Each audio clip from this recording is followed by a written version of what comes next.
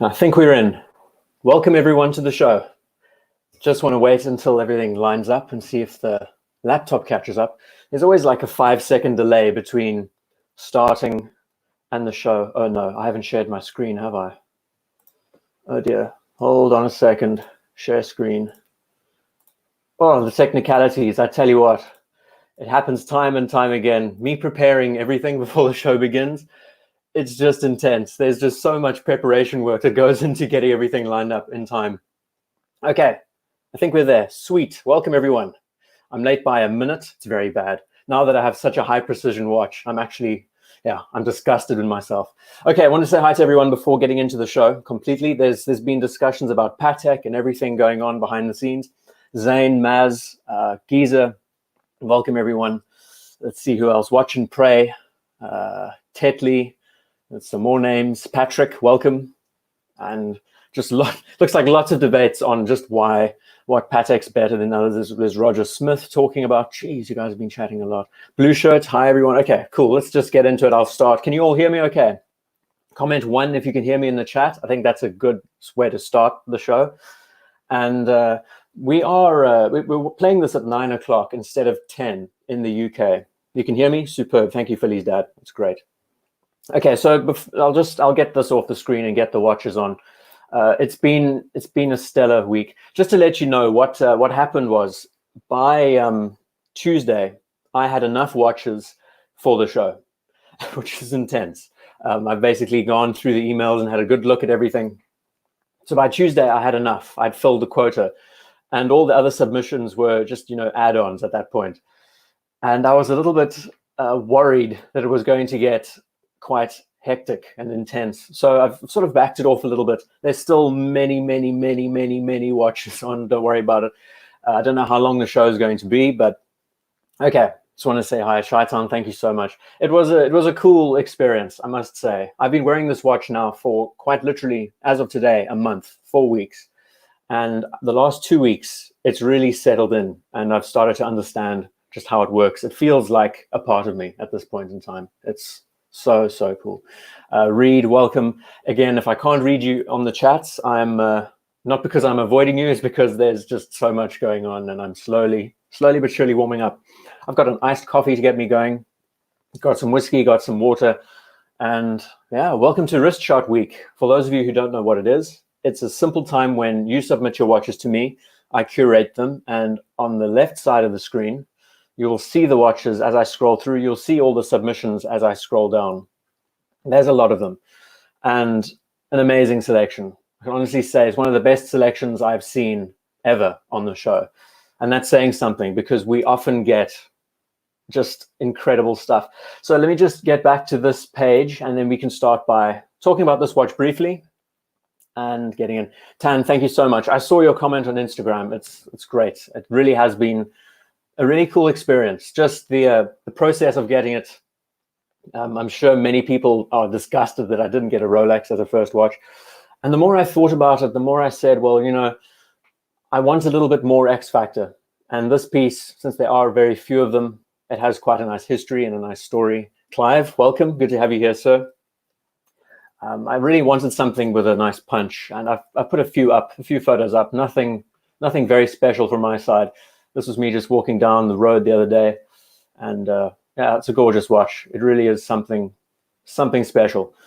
And I could tell you the story briefly about just how I got it and how it all worked out. It was one of those spur of the moment things. I've been looking for them for a long time, and thank you everyone for the congratulations. It really was, yeah, a cool story. So I've been looking for this watch for a long time. I definitely fell in love with this 2017. I saw it in a shop. As I was leaving the shop, I saw it out of the corner of my eye, sitting alone in a cabinet. And ever since, something's planted in my brain about it. And it just so happened that I wanted this to be the watch to be shown off at the end of the year. That was the plan. But things have changed a little bit in the world. And I picked this up quite literally a week before, the brown stuff, the sticky brown stuff hit the fan. And yeah, I couldn't be happier. I was just scrolling the internet one night. It was probably 1 or 2 in the morning. And I saw this watch come up from Swiss Watch Trader. UK based. He's quite literally up the road from where I stay. So got it grey market, 30% off retail. And the watch had all of its stickers still brand spanking new. It probably only had been worn once. It had been resized, but that was it. And yeah, it's so far it's running +1 and 0. That's where it sits. The accuracy is just intense. But yeah, cool story. I can talk about it more. After a month of wearing, I'm slowly getting into it and understanding it. It's just so comfortable. It's a real extension at this point. I'm, you know, swimming with it. Well, not swimming, showering, cycling, running, doing everything with it. And it's just a great, great object. Anyway, so, geez, there's so many of you here. Welcome to all of you who are watching. This is going to be quite a long show. And it looks like my laptop is very slow with keeping up with everything. So I hope it's okay. I hope you can see everything working fine on your side. This big screen, I'm running the show off, and I've got a laptop on the side that helps with the shower. Yeah, and G showering. I thought, why not? You know, wear it all the time. Don't take it off. Okay, hitting the coffee. It's great to see you all here. I don't even want to start by calling you out because there's just so many names. Nasty, Rodrigo, geez, Reed said hi already. Mark P, welcome. Great to have you here. And all of you, how's the bezel action? It's superb. It really is great. It's bi-directional, which is cool. It has a click set adjustment to it. The bezel is actually arranged the other way around, so you use it as a count up timer. They call it a time reserve. This is a terrible picture. Apologies about that. It's a little bit pixelated. This is going to be a long show because the variety is just intense. So moving away from this, we've already dedicated, what, 5 minutes to this watch. Yeah, it's just great. It does everything I would ever need it to be. You know, it's thin. It wears so comfortably. The weight is very impressive, actually. It looks small in size, but the size of the bracelet and everything, how it works together, it has a nice heft on the wrist. And yeah, it's just, I love the story. So we can talk about this watch in the future for sure. But it really was a great start into the hobby. I'm really chuffed that I managed to grab it at a superb price as well. That's another thing to add. So let's start the show with the cover photo. This watch came courtesy from Asif. He's based in New York. And what I'll do, if you can see this, I hope you can, I'm going to copy his Instagram handle and put it in the chat for you. Now, he has a superb Instagram page. And so he's based in New York, and he quite literally lives just over the road from one of the hospitals that is the worst hit by the bug. So he's taking good care of himself and his family.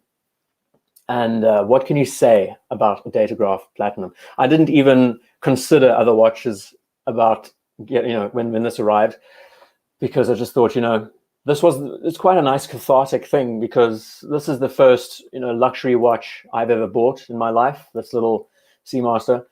And this was the first Lange I ever handled. This is the original Platinum Datograph. And it's quite a beast. I mean, feeling it in your hand, it has such a nice weight behind it. It's very surprising. Platinum compared to white gold and yellow gold and all the rest, it's a completely different metal. Okay, so where do I start? How do I catch up with all of you guys? It's just nuts. I hope you can hear me all okay, and I hope the chat is keeping up with the show. We'll see how it goes from here. So the Datograph, what can we say? Contrast, simplicity, watchmaking, it has it all. There's a few, you know, points of contention. I think the first element that was a bit divisive with this watch when it was released was the Roman numerals set at the points here, at the 10, at the 30, and at the 50. And I think that changed with the later generations. We saw that batons were used all the way around. And also we saw that the subdials changed as well.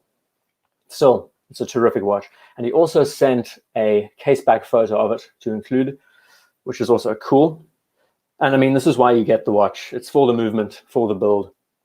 There was a mention about where's too big. I don't know if they were talking about this, but the size at 39 mils, it really fits well. It's crazy. I mean, it looks excellently sized and spaced. It's understated enough, but then you feel it, and it's, you know, it's a lead weight on you, you know, the bee's knees. So I just thought it would be a nice thing to start the show with. I mean, it's a gorgeous picture. Let me get a better context of the skyline. I'm not very well versed with New York City, so you might need to tell me where exactly this is. but don't drop it, exactly. And Neville, welcome. There's a few of you I haven't said hi to. N something, welcome to the show. N something, I hope you enjoyed your collection video that I did for you beginning of this week. It was a pleasure to do so, and it's so nice seeing a collection that's not sports watch focused for a change. I thought that was a nice change of pace. And come next week, I'm looking at a collection that is largely sports watch oriented, but they're all vintage sports watches, and that should be nice. Yeah, it's been a mad week with regards to everything going on in the world. I'm sure everyone's keeping themselves occupied one way or another. And my side, it's just pushing out the content. You know, if I'm not on the page, I'm preparing for something else. And there's what I'm now 4 videos up. So I've got 2 weeks worth of videos covered. Got some story to do with the Vacheron Constantin overseas, quite a nice historical video, and the Lawrence of Arabia Omega. That's all coming out very soon. So it's good, you know, got to keep grinding. And let's just get into the show. I mean, there's so much on offer. And again, I will say that it's almost as if you guys know exactly what to submit and what not to, because the variety is just from A to Z. It just keeps going and going and going, and it is incredible. So we're starting simply with AJ, Black Bay, the first watch that he ever bought from his grad job. He managed to make enough money to pick up one of these pieces. And the 58, I think, is a watch that at this point seems to be quite the social media darling. Everyone loves to post it. And you notice, I'd say this and the GMT, it's so popular. It's crazy, right?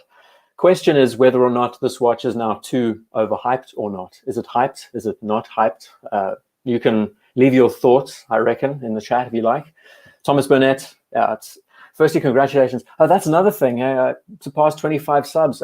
You know, subscribers for me has never been part of the story. It's really down to just the work. I've noticed a lot more attention to the channel because of this time, and that's always great. It's nice to see, but I mean, otherwise, yeah, I have to thank all of you for following what I try to do on this page, and it's an absolute pleasure. And congratulations on the watch purchase. Yeah, I mean, it was an amazing thing, and it was, you know, the first 2 weeks of getting the watch. Thank you so much for the super chat, Thomas. The first 2 weeks of getting the watch, I put it on and wore it. It was quite an organic thing. Definitely was not babying it. You know, it got scratches and everything day one. But after 2 weeks, these past 2 weeks of wearing it, doing everything, it's really worn in, and yeah, it's like an extension. It's amazing what watches can do when you like, you know, get into them and really understand everything. The history of this watch is incredible. I'd love to do a discussion around the development of the CK2913. Could do the same with the Speedmasters and everything else. So AJ, thank you for sending this in. This is a Black Bay on a rubber strap by the looks of things. And then we jump to Alon with a JLC. This was his first watch that he ever picked up, and it's quite a beaut. Let me get back into the chat and say hi. Dear Artifact, welcome. Great to have you here. Let's see, I believe there's a difference between hype and demand. The 58 just hits the mark on what the audience wanted, I believe. Very well said. Yeah, I would agree with that, absolutely. Because it has that relative simplicity that you want, the size and scale that many people are seemingly going towards nowadays. They want a watch that's a little bit more, you know, understated on the wrist. And everyone wants a Submariner. They want to watch a very efficient dive watch. There's all sorts of great positives behind the Tudor name. I mean, we talk about in-house movement making and all the details. It's been spoken about more than enough. There's a few more of you that I haven't said hi to. Watch Habits, Forbin Colossus, Christian. A lot of you guys sent your watches in, so you will be seeing them during the show. I quite literally had to stop saving the submissions by, I would say, 10 o'clock this morning, Saturday, because it was just getting intense. You know, I've also had to trim the fat in a few places because there's lots of repeats, and we have mini collection reviews here as well. So it's going to be a nice varied discussion with everything else. So anyway, looking at this, the Reserve de Marche, I don't know how to say that, but I tried my best. Being a first watch, it's quite something, right?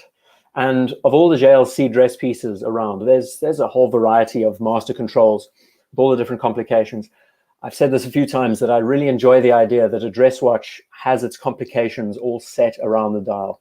There's a nice balance to asymmetry, first off. You have a power reserve on the left. You have your date complication on the right. It's always commendable seeing a date complication with a wheel instead of just a window. And you have your running seconds. It's very interesting seeing it in the light, how it plays with the light, how the 12 virtually disappears. And black on black is also amazing because it tapers down the size. Visually, the watch looks a lot smaller on the wrist. If I pull out a little bit, let's see what else is going on here. Subdial looks like a crosshair. Yeah, absolutely. That's true. There's lots of pole. It's amazing. I did a write-up on the Globemaster, the Omega Globemaster, the Constellation Evolution. That was a lot of fun. And it's amazing just how this pole router aesthetic has been pushed into so many watches over the years, over the decades, 50s, 60s, 70s. And yeah, you'll see a lot of that on the show, actually. I think we've got a Universal Genève from Dear Artifact that'll be featured. So thank you so much for this, Alon. Great to start the show with a JLC and a Black Bay. And now Alvaro with the last of the last, 14060M. And the way you can tell it was the last, I just see a super chat come in. Thank you, Alan. Let me get to that now. The way you can tell that this is the last generation is that it has an engraved Rehort. If you look around the inside of the bezel, you see Rolex repeated.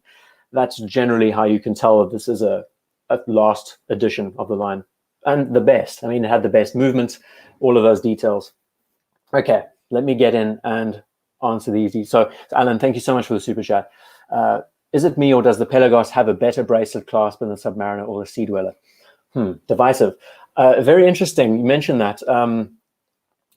What's his name? Jimmy Split. Jimmy Split 77 did a video I think beginning of this week. And he highlighted quite a flaw with the Sea Dweller, that you can actually open the clasp by lifting the back of it up.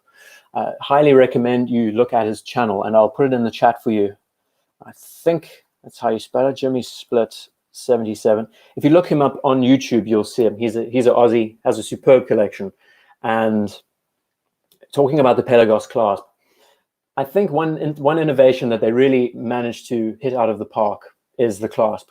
The clasp with the spring system is so fascinating because it gives you that spring-loaded rivet bracelet aesthetic that you want. But on the other side, you also get something that's easily adjustable. It's a lot more comfortable because of that. You don't necessarily have to micro-adjust it so much because it does it itself, you know? So very good points. Thank you for that super chat there, sir. Okay, let's see what else is going on here. There's so many of you chatting, talking about the 14060. A lot of you are joining now. I will say that it's a bit strange that I'm starting the show at 9. I thought it would be nice to, back in the day, I mean, I started live shows a year ago. And when I first began, I started at 9. And since we went into the winter months, put it up 1 hour. Now we're getting back into the summer season. I'm doing this mainly for the Southern Hemisphere, but if this doesn't work, if it's a bit too early, maybe we can push it back to 10. It's definitely a different thing for me, having to prepare an hour earlier. So I don't know. We'll see how it goes. Hope you're enjoying it so far. I'm still getting my coffee fix. Iced coffee is the way to work, you know. Okay, let's see what else is going on here. It's Alexander. Alexander's, I think you also submitted a watch. I don't know. But this model, there's lots of talk about with the 14060M, it's the 4 lines. And many just prefer 2 lines. And I have to agree. I mean, one of the details why I loved this watch so much, there's no superfluous detailing on it at all. No details about the movement quality, the caliber, the waterproof, the this, that. It's just plain and simple. Omega automatic Seamaster, bang, done. And I think Rolex goes a little bit far with just the added additions. When you look at the Daytonas, for example, you'll see a lot of them, actually. There's a few Daytonas on the show. You notice just how much they go with the text. I guess it's their way of showing off, you know. Okay, let's see what else is going on. Thank you, Dylan. Yeah, it's a pleasure. It really was a nice experience. And Alexander, thank you. Okay, so there's a mention from Mariner. Let's move to the next watch going on here. So thank you very much, Alvaro, for this. This is also from Alvaro, I think. And it's his Memovox. This is a vintage Memovox. What's a good shot? I think this is a pretty good one. Now, the Memovox is an interesting watch for many reasons. The complication is something, the balance and symmetry on the dial is something else. Flip and Zipper, thank you so much for the super chat, man. Let's see what else is. I've missed you. So Mariner said, I like the new time slot. It's 5 a.m. here in Japan. It gives me enough time to watch before my little ones wake up.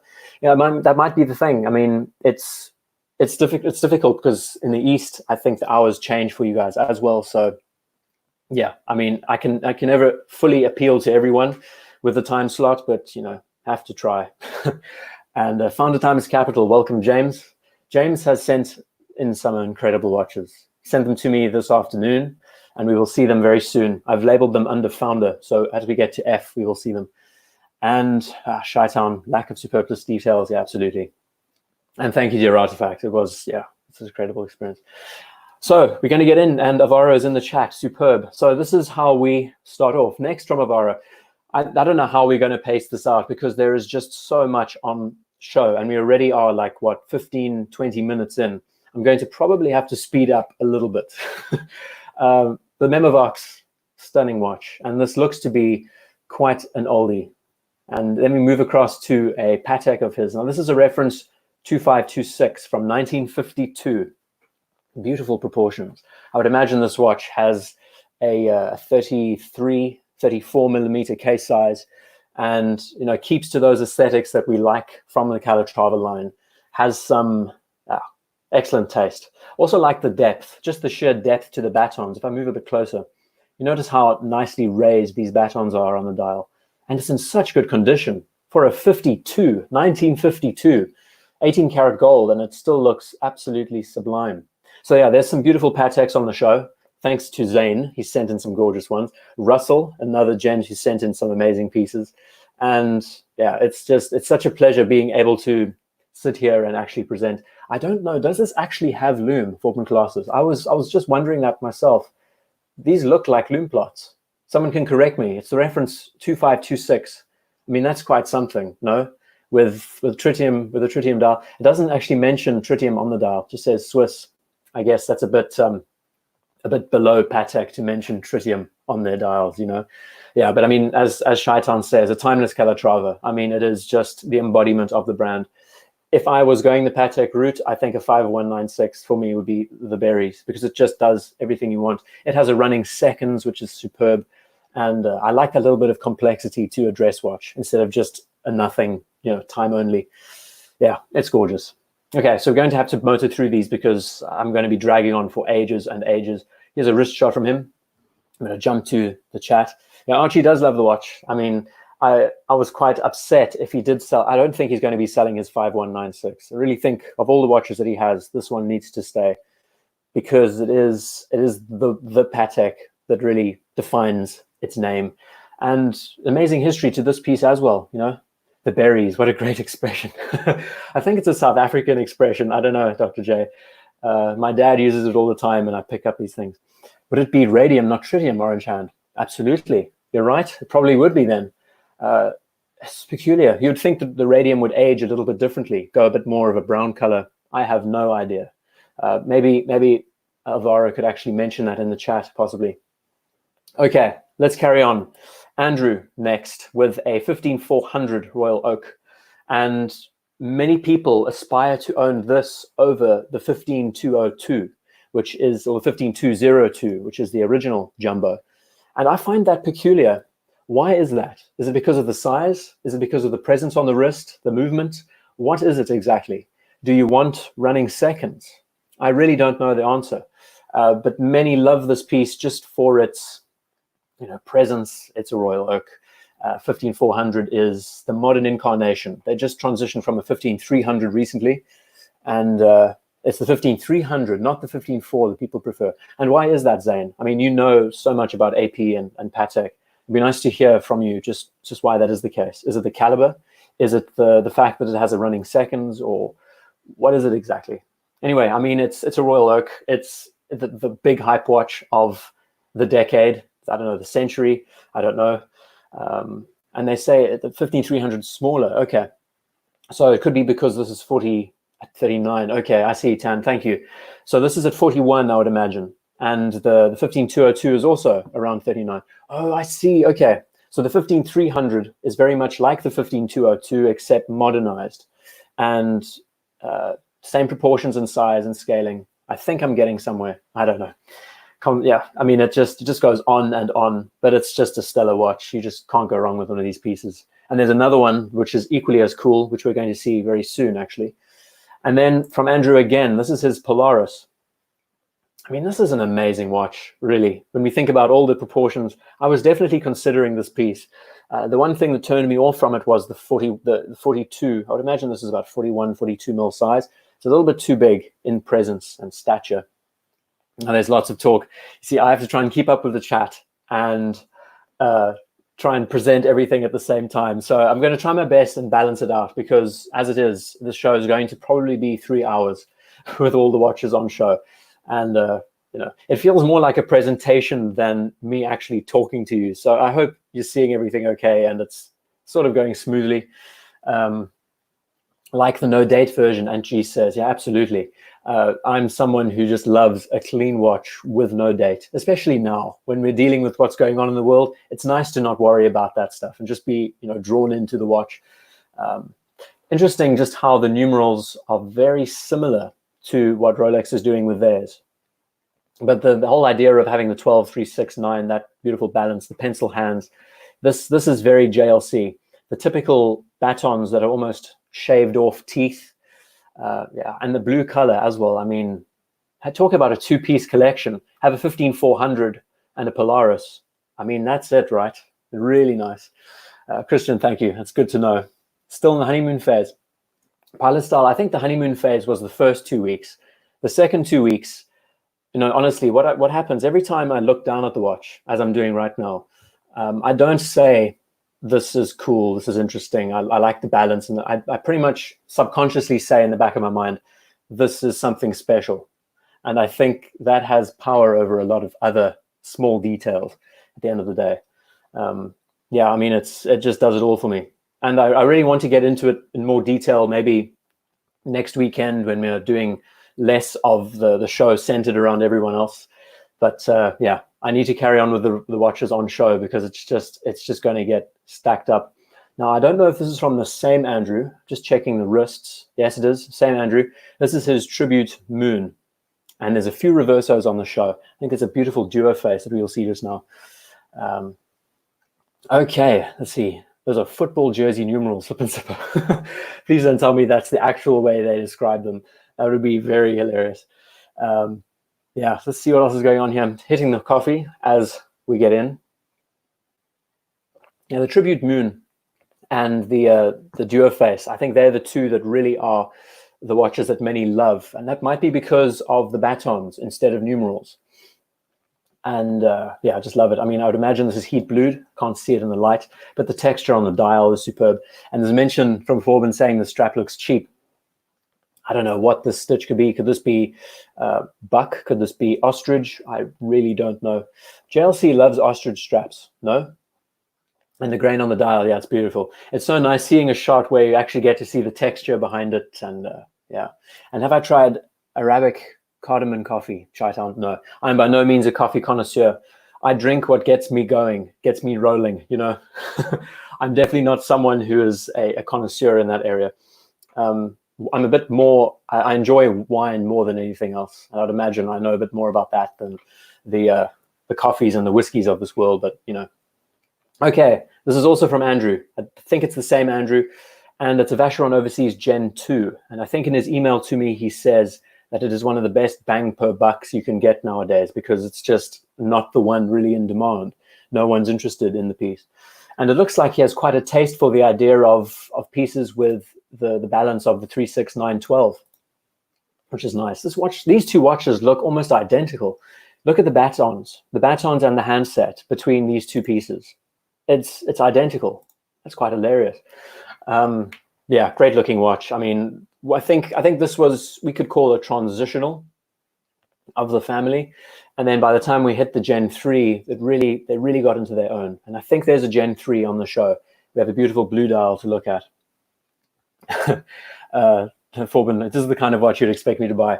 Well, you know, I'm not out of the woods yet. I'm pretty sure in the next 5-10 years, I'll be picking up another one. I'm definitely going to enjoy the one watch experience and really get some good wear and life out of this Seamaster. But I hope the next watch that I pick up is equally as interesting. I think, and there was a talk about what would I choose in the 9,000 plus pound range. And I'm thinking I'd be looking at gold. some kind of precious metal for the next watch, but that's just me. Okay, and Joshua, yes, your watch is here. Again, it was a crazy few days getting everything together. In the last 5 minutes preparing the show, yeah, it was manic, but everything seemed to work out okay in the end. Okay, Anon next. So thank you for all of these, Andrew. Great seeing them all on. Anon next with a Seamaster. I can't for the life of me tell if this is a vintage or if this is a modern. It looks pretty modern to me. Love that blue dial. And the next shot from Anon is insane. We'll see that in a second. Watch Habit, thank you so much. It's been great. You want to see the wrist shot again? Okay, cool. Let's pull it up. Yeah, the nice thing is it's at the top of the page, so I can jump up and get a look at it. If anyone would like to see this, just remind me, and I can always scroll up and catch up again. Yeah, it's just gorgeous. I think the funny thing is, this was the first shot I took of this watch when I unboxed it, put it on for the first time, had it sized. And yeah, just thought it was quite a nice cathartic moment. I just love that there's no text on the dial, nothing superfluous. Anyway, I could talk about this watch for the whole show, but I definitely won't. There's just too much on offer. So, beautiful Seamaster. And lots of little details about this watch that's transitioned over the years. There are amazing bargains you can find of these online nowadays. Whether the vintage, the modern stuff, the bumper cases, they're all there. And yeah, I mean, this design, it looks like something straight out of the 60s. I think that's what they've tried to do with this piece, you know? Nothing super flowers. Mason, I saw in the beginning of the show that you mentioned you sent a shot in. I'm sorry, but I didn't get to it. I really struggled with getting everything prepared. So you're definitely going to be in the show in the next 2 weeks. We try and make this a twice monthly thing. And then from Anon again. And this is something insane.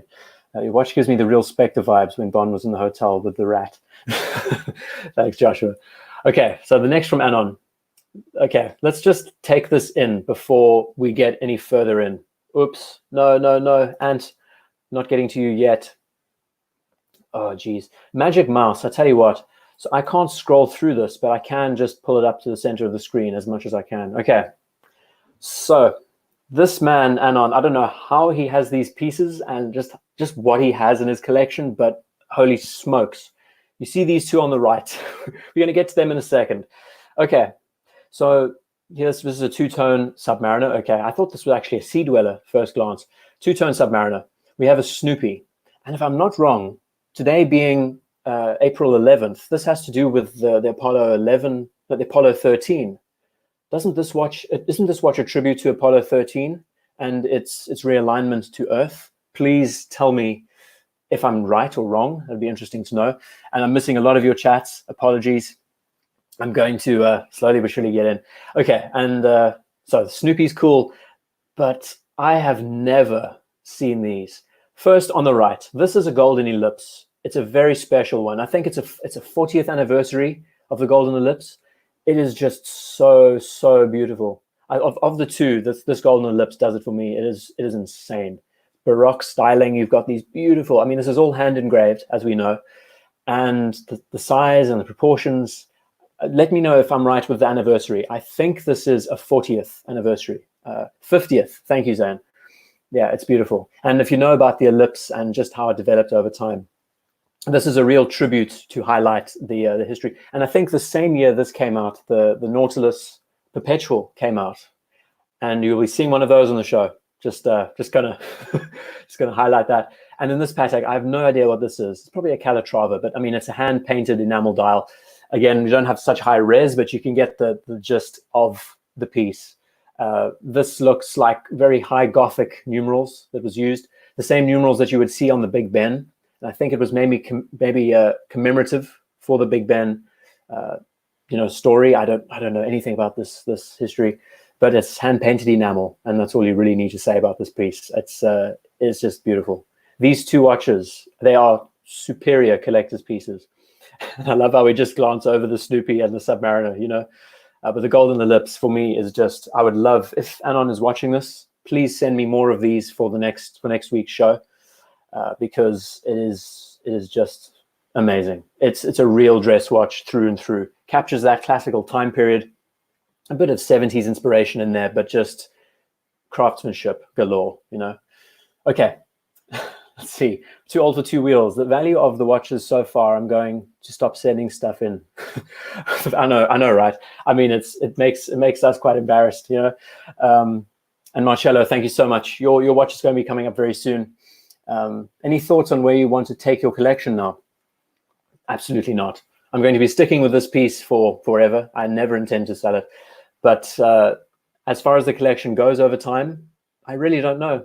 It all depends on how the channel goes and how much money I have available. I'm still trying to put my name down for a house this year. So there's a lot of stuff going on in the background. I'm definitely not thinking about owning watches at this point in time, you know. Okay. And yes, it is an homage. Thank you, Claudia. That's great to know. I mean, today is the day that they had to realign their trip coming back to Earth and used the Snoopy. Let me just get back to it because it's actually very important for today. The 11th of April. The whole Apollo 11 story was based around this. The Snoopy Award is given to NASA astronauts. And if we notice on the side of the tachymeter here, it says, what can you do in 13 seconds they had to use to realign themselves as they were entering or getting close to Earth. And if they didn't use their Speedmasters to do so, they would have missed the Earth and, you know, gone out into the unknowns of space. Okay, let's carry on. We've got so many watches. We haven't even, I mean, we're what, 35 minutes in and we haven't even passed A. I'm going to have to speed up so much. Ant G, he's in the chat. He sent in his CHNR, one of his most recent purchases, and it is a gem. It's really one of those modern pieces. I mean, really, if I was going for Rolex right now, even if I have the Seamaster, I'd be picking up one of these. Two-tone, you've got the root beer effect, great wearability every day. You just get such a great deal for what you're wanting. Okay, catching up with you in the chat. It looks like we're just chatting about everything else. Yeah, talking about the Pateks again. Be homeless but with 50K watch, flash. Yeah, whilst asking for spare change. That was my thinking, Joshua. I had that in mind. I'm sure people would be very, very, you know. Anyway, catching up. I've got it. There's so many chats going on. 5 identical Pateks, absolutely. Blue shirt. I don't know if I said hi to you. Welcome. Okay, next. Thank you for this, Ant. Next is from Hasif. And Hasif, again, sent a few more watches in. The gent who submitted his Datograph for the cover photo of the show. This is him with his W10 Hamilton. And I think this is his son wearing a little swatch. This looks like his original swatch that he had years and years ago. And yeah, it's nice seeing a father and son photo. We've seen a few of them, actually. There's actually a few on the show, if I'm not wrong. And yeah, as we get through this, thank you, Bear Koala Bear. I will definitely queue it up. I'll queue the photos up for the next show that we'll be having in 2 weeks' time. Absolutely. Okay, Hamilton W10. I mean, it's an amazing little reissue. Great story behind it. And I think from Hamilton, it's one of the best reissues they've done recently. It's amazing how these brands are all doing the same. It does work on the Milanese, you're right, Orange Hand. It's amazing how these brands are doing some great stuff with their reissues. I mean, this Seamaster I love, even though it is a reissue. Hamilton, talk about Breitling, and so many other brands out there. Just off the top of my head as well. Zenith with their A384. Beautiful pieces. Okay, so let's carry on. This is also from Asif. And this is another one of his heavy hitters. And I think Zane will be happy with this. So this is his World Time, and it is a New York special edition, New York Skyline. You might need to clarify a few of those details for me because I'm definitely... Another thing is a lot of these watches are sent to me and I don't... there's no name or anything attached to them. There's no details about the watch, so I have to quickly look it up. 5230, thank you, Zane. And this is obviously a modern World Time, one of the most recent pieces. And Matthew says early start. Yeah, so Matthew, I tried pushing the show back an hour to see how it would work, but if it doesn't work, maybe we can jump back to the usual hour ahead program. Because the daily, what's it called? Daylight savings and all of that happens, it gets a bit of a mess. And Mr. Perpetual asks, is that white gold? I was wondering that too. It probably is, but I wouldn't be surprised if it's platinum. So maybe Zane can clear that up as well. But it's just beautiful. I mean, it's crazy how we haven't even gone past A and we already have some amazing watches on the show. NY Strong, absolutely Orange Hand. I really hope everyone's doing well. I definitely didn't want to get into the subject, but I should say that I really hope everyone's well, looking after themselves. and taking the right precautions. It's great to see that the world is slowly but surely starting to understand the severity of this. And yeah, I mean, all we can do is look after ourselves and everyone around us, preferably arm's length or 3 arms length distance, you know. Okay. Thank you so much, Asif, for sending these in. I think this is the last that he sent in, but this is one of the heavy hitters of the show for sure. Next, we have Chip. Now, Chip is based in Texas, and he wanted me to do a bit of a collection review and to just highlight some of his watches. He's very new to the hobby, and it's amazing just how he's picked up such a nice variety of pieces in a short time. I think he only started about a year or so ago. And yes, Mr. Perpetual, this is a Godzilla. So it's a Grand Seiko Godzilla limited edition. And we know it to be quite a rare piece. It was only released quite recently, actually. And Chip has a stunning collection. I've saved all of his watches. We've got lots from him. I think we have about 8 photos from him, just because the variety is so great. We get to see everything right here. Okay. So the Godzilla, I think the one thing that makes it that is the red dial. There was some tie with the idea of the red dial and the balance. And it's nice. I mean, Grand Seiko, they do a lot of cool things. Just talking about the case design and styling.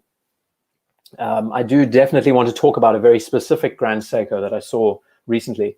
And it'll be nice to highlight just how they do their case styling, because many of these watches chop and change over time. But I mean, this is also very rare. I don't know how many of, I think there's like 300 or something of these in the world. And yeah, it's a stunner. Okay, next, this is also from Chip, and it's a Hoya Monaco, obviously a reissue. But for those of you who don't know, you get 2 variants of this watch, like lots of them, but you get the Tag Hoya Monaco and you get the Hoya Monaco. The Tag Hoya Monaco doesn't have the caliber 11 movement inside it. So you'll see that it has a crown set here, where the Hoya Monaco is more true to the Steve McQueen glory days, and yeah, mimics it pretty much down to a T. Very divisive watch. Made a video about it, looking at the controversial Monaco. Is it cool or ridiculous? I think I said something like that, and spoke about its history, its development, just how this piece was in competition with the likes of the Zenith El Primero at the time. Yeah, I'm trying to get my history going. Okay, and GB says, I love the purity and the indestructible nature of my 1958-55. Please, I would love to see that, GB. If you could send that in next week, or sorry, I would say, what, 2 weeks from now, when the next show happens. The 5508 is a real trendsetter. What's amazing is that, yeah, you say you love the Omega. It's amazing how the 2 watches were side by side. You know, the 57 Seamaster and the 58 Rolex. It's great to see how these brands approached the idea differently. And I'd love to have a photo of that watch on the show next Wrist Shot Week. And Giza, I think you've just arrived. Welcome. Great to have you. Yeah, so I mean, the Hoya Monaco, very divisive, very 70s, late 60s. Next from Chip, we have an IWC Pilot Spitfire chronograph. And I had a thought of making a video talking about bronze watches and just what they're about and why I don't exactly get them as a material.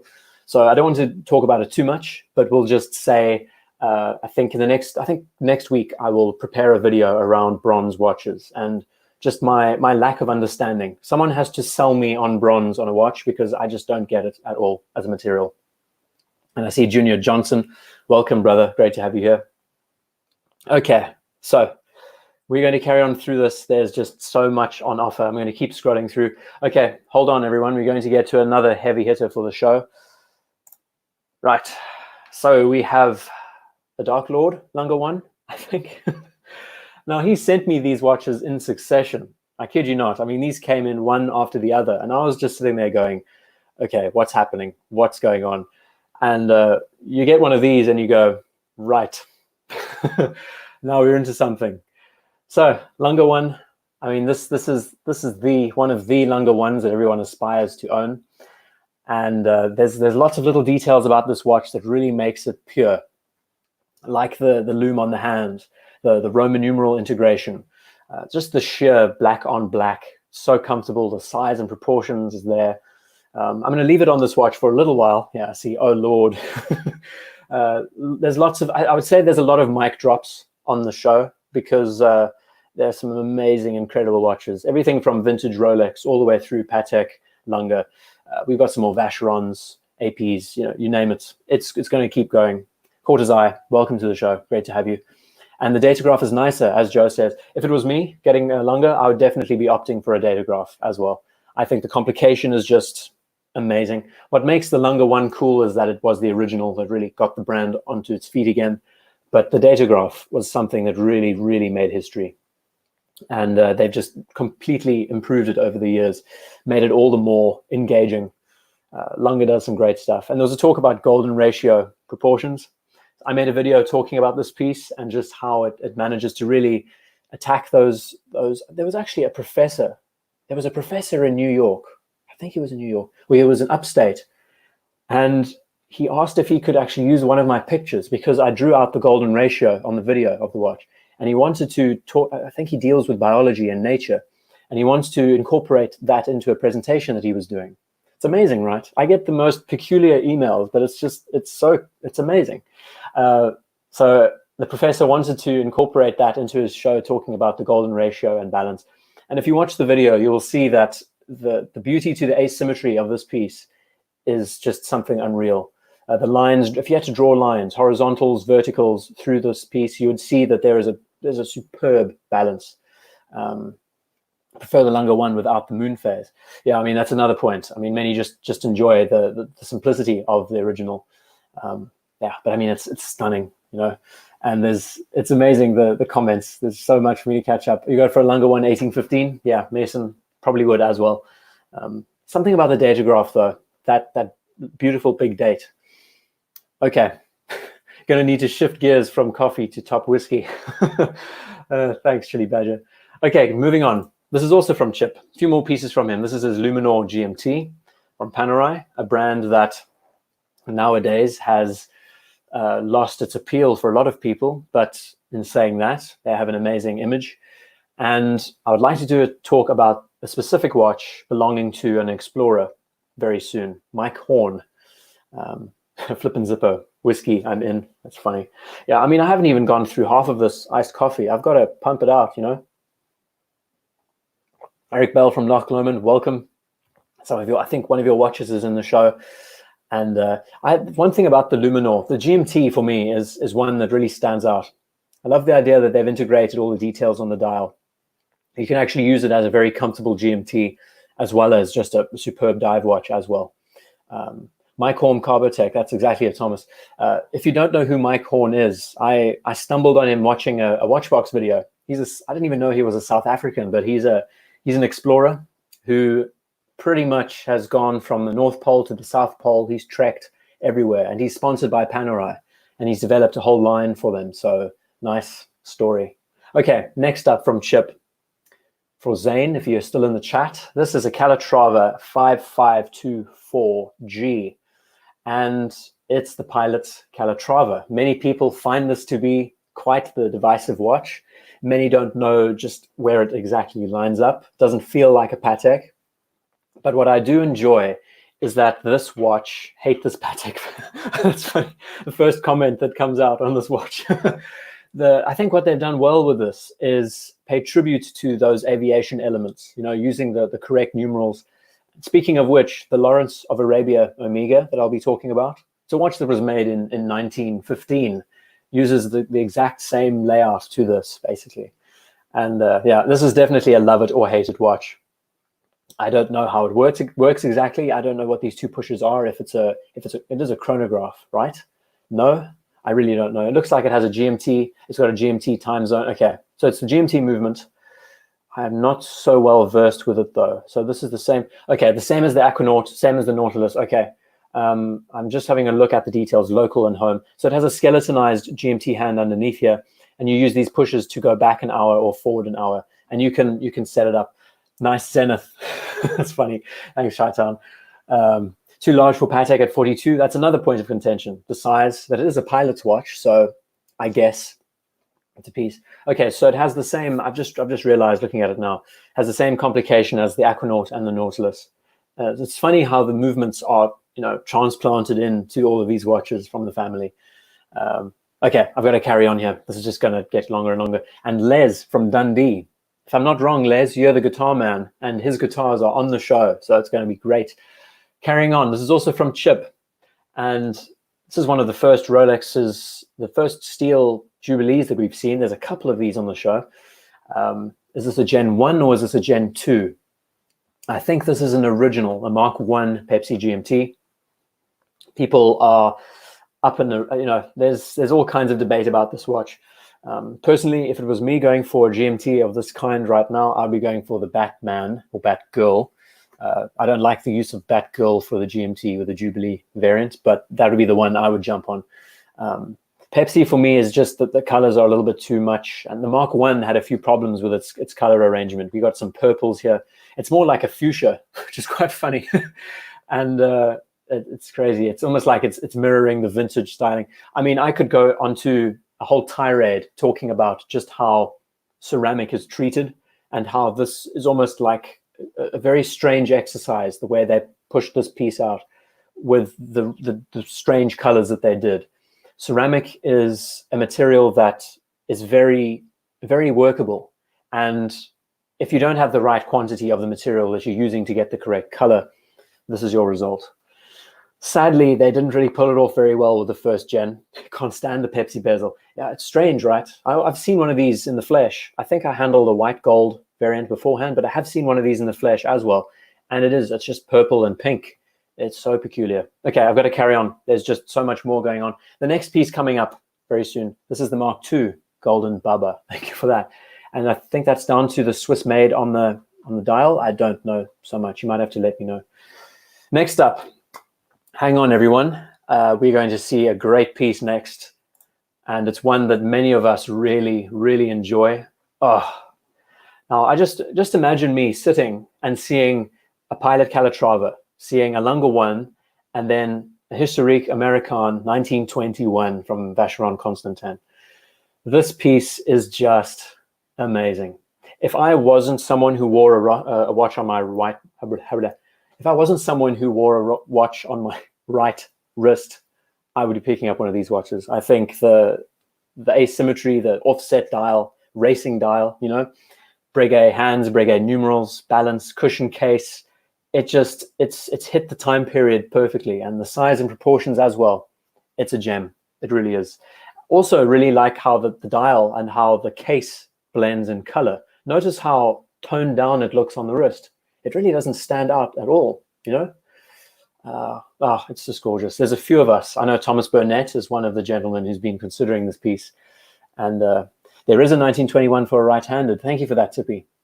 If I'm not wrong, the originals were built with the dial set for the right-hand wearer. And there are different sizes of this piece, which is something that I also forget.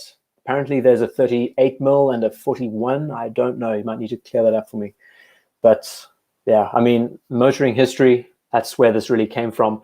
And beautiful. Also really like the idea that the crown is offset at the top of the case, so you never see it, you know, it's out of the way.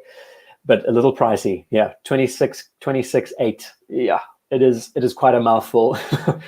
Why not get this one for your first 10K watch? Well, I'd have to ask Vacheron very specifically if they could rearrange it for me, you know, set it so that the dial's the other way around, because I wear my watches on my other wrist. I don't know. If there is another one that is the alternative, yeah, I mean, it's beautiful. Okay, carrying on. Got to keep going. So that's from Chip. Chip had a superb set of pieces that he sent in. And the next is from Claudio. Claudio is rocking an Omega Dynamic. And it looks like I've lost out a few of his pictures. He did send me another one. But this is another watch. I mean, this is quite the sleeper in the family. And how crazy is it that we've just looked at a watch that really brandishes those Breguet numerals, and you jump to the Omega Dynamic and has the same style, same kind of layout, very field watch-esque. I have my eyes on. This is a Dynamic 3. Thank you for that, Rohit. Yeah, I mean, I definitely don't know much about this piece. Unless I study them up and learn about the history, I'm a little bit backwards. And there's a mention that the date messes it up. Yeah, that's another thing. What I like is that the date's the same color on the dial. I always appreciate that, but not having a 3. Of course, these were older calibers back then. I would imagine this was early 2000s when this piece came out. Ashley, you're not late to the party. I mean, we've just arrived at sea. We are very much slowly but getting into it. Okay, so let's carry on through here. So thank you, Claudia, for this very interesting watch. Field watch aesthetics. It looks to be one that takes a lot of inspiration from the 40s, actually, with that rail dial that runs through. Okay, moving on to Dave. IWC Mark 16. You might need to tell me just where this is. I can't for the life of me. Is this also New York skyline? And I hope this is a Mark 16. Me and my Roman numerals, I am so useless. It's incredible just how many generations of IWC pieces there are out there. You know, you'd think after 7 or 8 they would back off a bit, but yeah, nuts. Tetley, it's 3 a.m. Wow. Thank you for joining. I mean, we started the show an hour earlier because I thought it would be nice for those in the Southern Hemisphere since the time hasn't really changed for everyone there. But depending on how this goes, we will see what happens over time. And let me just refresh my laptop and the chat.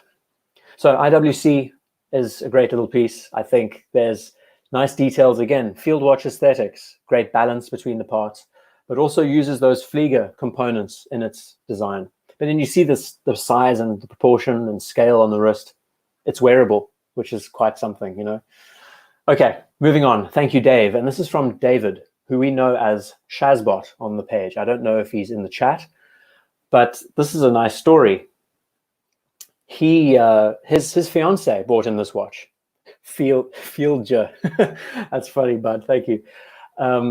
So his fiance bought him this watch. I mean, how's that for a present? And the story goes, if I remember right, she kept telling him, do not buy a watch. Don't buy that watch. She basically, she said she would disown him if he bought such an expensive watch. And all the while, she had her eyes on this piece. And she bought him a no date as well. And it's amazing. I think it's a great story. And this was the piece that he was eyeing. He never told her, and she never knew. But all of a sudden, this watch arrived. And yeah, you can't get anything better than this as, you know, a wedding present. Or pre-wedding present, I should say. Yeah, you would have 2. Yeah, exactly. It's something about this watch that is always going to remain timeless, whether we like it or not. I'm sure the next watch we see, sadly, Rolex is not going to be bringing out their modern pieces for a while. Apparently, there's a headline going around. But we will see this watch tapered down. We will see a new caliber, 70+ hour power reserve. And I'm pretty sure this piece will stay the same. Maybe they'll just rearrange the Swiss made on the dial. I don't know. But yeah, sub, no date, 114060. Apologies. Okay, Dylan, Beth, my fiance, are you watching this? That is so funny. Yeah, so talk about winning fiancés. If anyone can get a fiancé that does this for you, she's a keeper, ladies and gentlemen. Right. Moving on. Thank you, David. This is from Devinder, and it's a Calatrava 5022. Oops, magic mouse. And in the background, just before that, let's jump. This is a Hoya, and it looks to be one from the 40s or so. You see that it looks like a telemeter scale. I don't know. This is a very vintage piece, but that's not the one on show. It's this 5022, and it looks almost identical to, I mean, just the numeral layout. I would imagine this piece came out the same time that the first annual calendar from Patek came out, which I think, if Tanzil is in the chat, if he is there, I'm pretty sure this watch came out around the same time. And if you could mention your reference, your annual calendar, that would be great, Tan. You are there. That's fantastic. Neo, hello, humanity. Yeah, it's great. I mean, welcome, everyone. Again, I've barely been referring to you in the chat, and I'm slowly but surely getting there. Beautiful watch. I mean, this is quite something. Everything down to just the sheer detail on the dial, the turning of the dial. I love Romans on a dress watch. 5035, that's it. So I would imagine this was exactly, I can't believe, I'm by no means a Patek person. I try my best to recall and remember the names, but this is a 5022, 5035, must have been around the same time period, pretty much identical. And I got that from the numerals on this piece. Something about the beauty of these Roman numerals. I think it's something to look into. The 4, watchmaker's 4, balancing and countering the 8 on the dial. That's, if you don't know, that's at least what I see from a more aesthetic side of things is that you want to have equal presence on either side. And if you have to draw a triangle from point to point, you can see that there is quite a nice balance there on the dial. Yeah, it's cool. Let's talk about a Breguet Marine. It does look like a Breguet Marine, you're right. And yeah, I mean, another Patek, amazingly. I've had quite a few Pateks on the show. But I mean, you know, dress watches, it's definitely interesting to someone if you enjoy it or not, as an everyday wearer and all the rest. Jerry, welcome to the show. Great to have you here. Has the watch market crashed, Ethan? Yeah, Tan, I mean, you're the one to tell us. Thank you for reporting about Patek selling online. I mean, that's an amazing detail in itself. Is that a Breguet Marine? No, Tippy. It's a Patek 5022. Moving on. Now, jumping from Patek to Vostok. And this is from Fahad. Now, he sends in one that has a brass bezel or a bronze bezel. I really don't know. Me and these pieces, I know less than nothing about. So, yeah, you can inform me about this piece a bit more. I need to study up on these watches and learn a little bit here and there. People enjoy them because they're just so affordable. They're hardy. They can do all sorts. I mean, you can throw them off a building and they'll still be working. Scuba Dude, Eric Bell. Is that what it's called? Is that like the colloquial name? Don't know. Okay, let's move on from this. And oh no, don't tell me I don't have founders, others. Oh no. Okay, I hope everything's arranged. I'm looking at the contents here. So Founder Time is Capital, if he's in the chat, he sent in a beautiful 6263. And for some reason, this is the only watch that's managed to save onto this chart. That would be so irritating if that's the case. Let me have a look. I've got to try and, I can't close this. If I do, I will be so behind. So Founder Time is Capital. James sent in some gorgeous vintage Rolex pieces, and sadly, it's not managed to save on the page. But the 6263, I mean, this watch is mint condition all the way through. And sadly, I didn't save the others. He had a beautiful 1680 red. I'm actually very surprised that it didn't come through. Why is it not here? That is so annoying. Sorry about that, James. Maybe you got, yeah.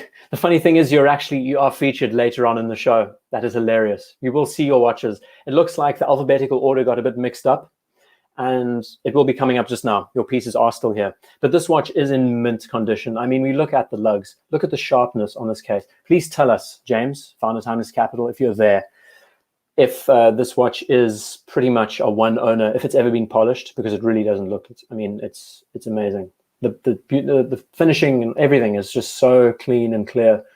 Yeah, it's a pleasure. I mean, and it's also a Sigma dial, forgot to mention.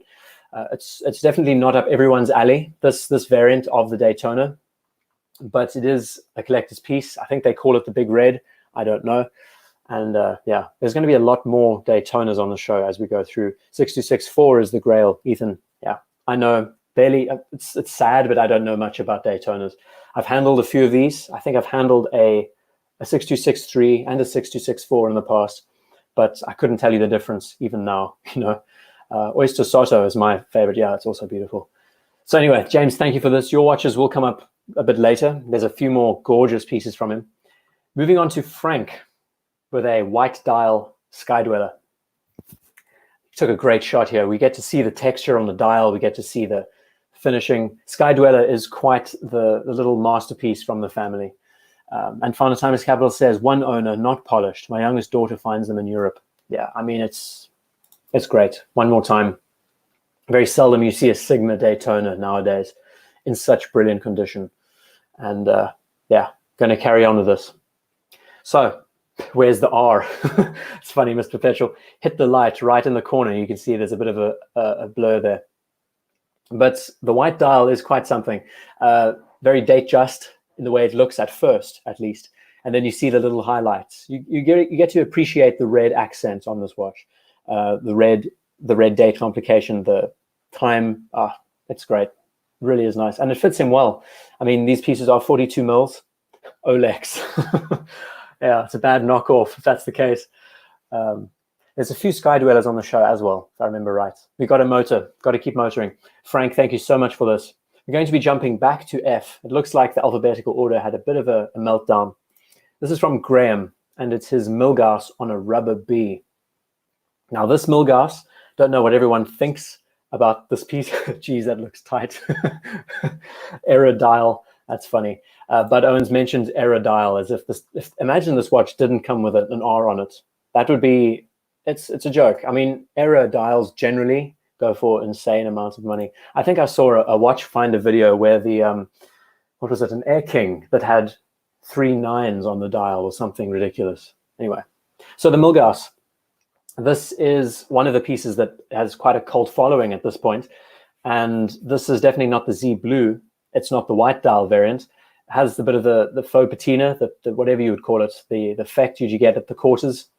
It's definitely quite a mix of parts, and this strap is a rubber B. I think he told me integrates very nicely, and it's nice seeing this piece. I don't think I've featured this Milgauss before on the show.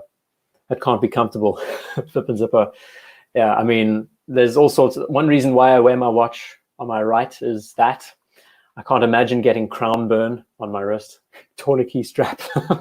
Yeah, I mean, you know, rubber straps in general, depending on how they work. I think the situation here is that he has a clasp on this piece. So of course, this time of the year, his wrist must swell in this weather. Okay, and Dylan talking about the Air King had 2 9s, hard to see until you see it. It was amazing just how it jumped out the second he mentioned it, right? That was a great video. I don't watch many watchfinder videos, but I remember that one from the past, and it was cool. Okay, and lightning bolt. I mean, I've done a few videos on the Milgauss over time. Yeah, lots of little things about this watch that's fascinating.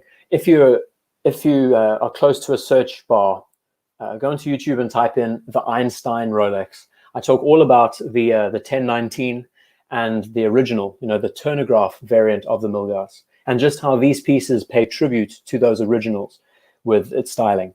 Great video. Didn't get much traction, but I think it's worth seeing. I do a lot of historical stuff. I talk about why the watch was made and everything, if you'd like to know more. Next, this is from John, Speedmaster Mark II. Now this piece is, there's something, after doing that video on the Speedmaster, the Mark II variant, there's something about this piece that's really stuck. Now, of course, this is the coaxial variant. You can tell because it has a date complication. You can tell because it says coaxial on the dial, but also because the tachymeter is loomed, and you can see it's got a nice green hue to it. Yeah, honestly, I could see this being my next watch. I would love to get a Mark II with the racing dial, you know, the orange highlights and all of those details. Mark II is a fascinating watch, a real period piece of its time. I definitely didn't catch on because the case styling is not correct.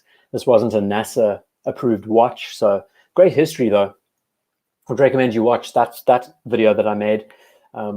Has a 2001 A Space Odyssey vibe around it, which I thought was nice. Looks like the Streamliner, Ethan. That's funny. It's much more charming in person. I would imagine, Tippy, I've never gotten to see one of these pieces, but the presence and the size, and I love the idea that the bezel is inset inside the dial. It's all one piece, you know. Really charming watch. The polish goes all the way through. Yeah, it's beautiful. Okay, next from Joshua. And I think Joshua is here. He sent this in a few times and I was able to save it, which is great. Oris Aquas 43. And by the looks of it, it looks like it's a green bezel, green dial. I don't know. And the brand Oris, I need to do a video on because I don't really understand it much. The one thing that I'll say about the brand that irks me in a way is that it's just not, it doesn't feel very inspired to me. Joshua, thank you. That's the one detail I'll say about this piece. Just the Aquas line in general, the set, the layout and everything on it doesn't feel very, you know, unique. It doesn't stand out as much as I would like it to. I think this is the green dial. But yeah, I mean, as a value for money proposition, there are few that can do as well as this. I mean, it's a Swiss-made piece. The movements are in-house, and there's lots of little details that I like about it. Nice to see the crown guards with some great. One thing that's nice is that the language translates through everywhere. We see that the sheer bulk of the lugs translates to the crown guards. The heavy knurling on the bezel, so it's very functional. It's a functional watch for sure. I mean, you could wear this for the rest of your life, no problem. It wouldn't give you a day's grief. But I just find the aesthetic of these watches, when you look at the dials and the batons that just run all the way around, there's nothing that really grabs me at first, you know. And I'm sure that Mr. Perpetual, I think they run modified ETA 2824s. You might need to highlight that in more detail if someone knows. But yeah, I'd like to talk about Oris, and especially the Aquas line. There are a few, though, the 65s. The Oris 65s, I think, are terrific. They very much are unique to the family and nice. Shazbot, we've already looked at your watch. Great story, by the way, about your Submariner. I told everyone that your fiance got it for you. I think we can jump back up to him. No, it's too much work. I'm going to lose track. Okay, next. Joshua, thank you for sending this in. Sellita. Okay, Sellita is the new ETA after Swatch stops supplying ETAs. Okay, thank you, Tippy. Next from Carl, we have the loved, the hated, the infamous Blancpain 50 Fathoms. Now, many people find this watch to be terrible for XYZ reasons, but I'm on the fence that says I think it's superb when it comes to the history. Blancpain as a dive watch, what can you say about it? It was really a piece that was used by the military forces at a time when dive watches were still trying to be commercialized, you know, and looks like a life preserver. That's so funny. So this piece is 45 mils, I think. It's large, but I do like the aesthetic that they try and go through with the ceramic, the sapphire on the bezel to get that effect that it looks like Bakelite. Nice balance on the dial. I enjoy the details, like the offset date window. I would much prefer the watch in blue, personally, but there are lots of quirks that many don't like, which I would agree with, like the engraving of Blancpain on the side of the case is a bit peculiar. The mil spec is beautiful, Tippy, absolutely. I mean, it's what, 39 mils, and just hits every mark. I would love for Blancpain to really focus on mil spec watches in the future because people want them. I mean, they sold out the first day they launched them. There's so many variants. There's some for the Polish military. There's some for the American forces. It goes on and on. So yeah, if you talk about an everyday wearer, it's a little bit difficult unless you can rock 45 mils. But all in all, it's a great watch. History, movement, nice story, and nice details. Mention about the ivory color. It's a unique color, definitely, Patrick. You don't see this form of luminova on most watches. The color scheme is a very much off-white, which is quite special. Yeah, so Carl, thank you for sending this in. Next from Christian, and there's a few more pieces from Christian that we will get to. This was one of the pieces that he had in his collection that he sold, and I thought it would be nice to feature his Spectre Seamaster. The quality is not the best. That might be from my side. Apologies. But interestingly, I think this watch was released in tandem with the 57 reissue. The Barracuda is the one to get. Absolutely, Ethan. The Blancpain Barracuda is amazing. So this piece, there was talk about this recently. It's amazing because before I unveiled my watch, I had to really bite my tongue and hold back when talking about the 57 pieces and the Spectres and all of those watches. The Seamaster 300 ceramic, the 300M that works off this design styling, because I owned the watch. I owned my watch at that point. So just 2 weeks ago, I did a discussion, another one of these wrist shot weeks, and the 57 was featured. It's hilarious. I had to really be careful with what I said.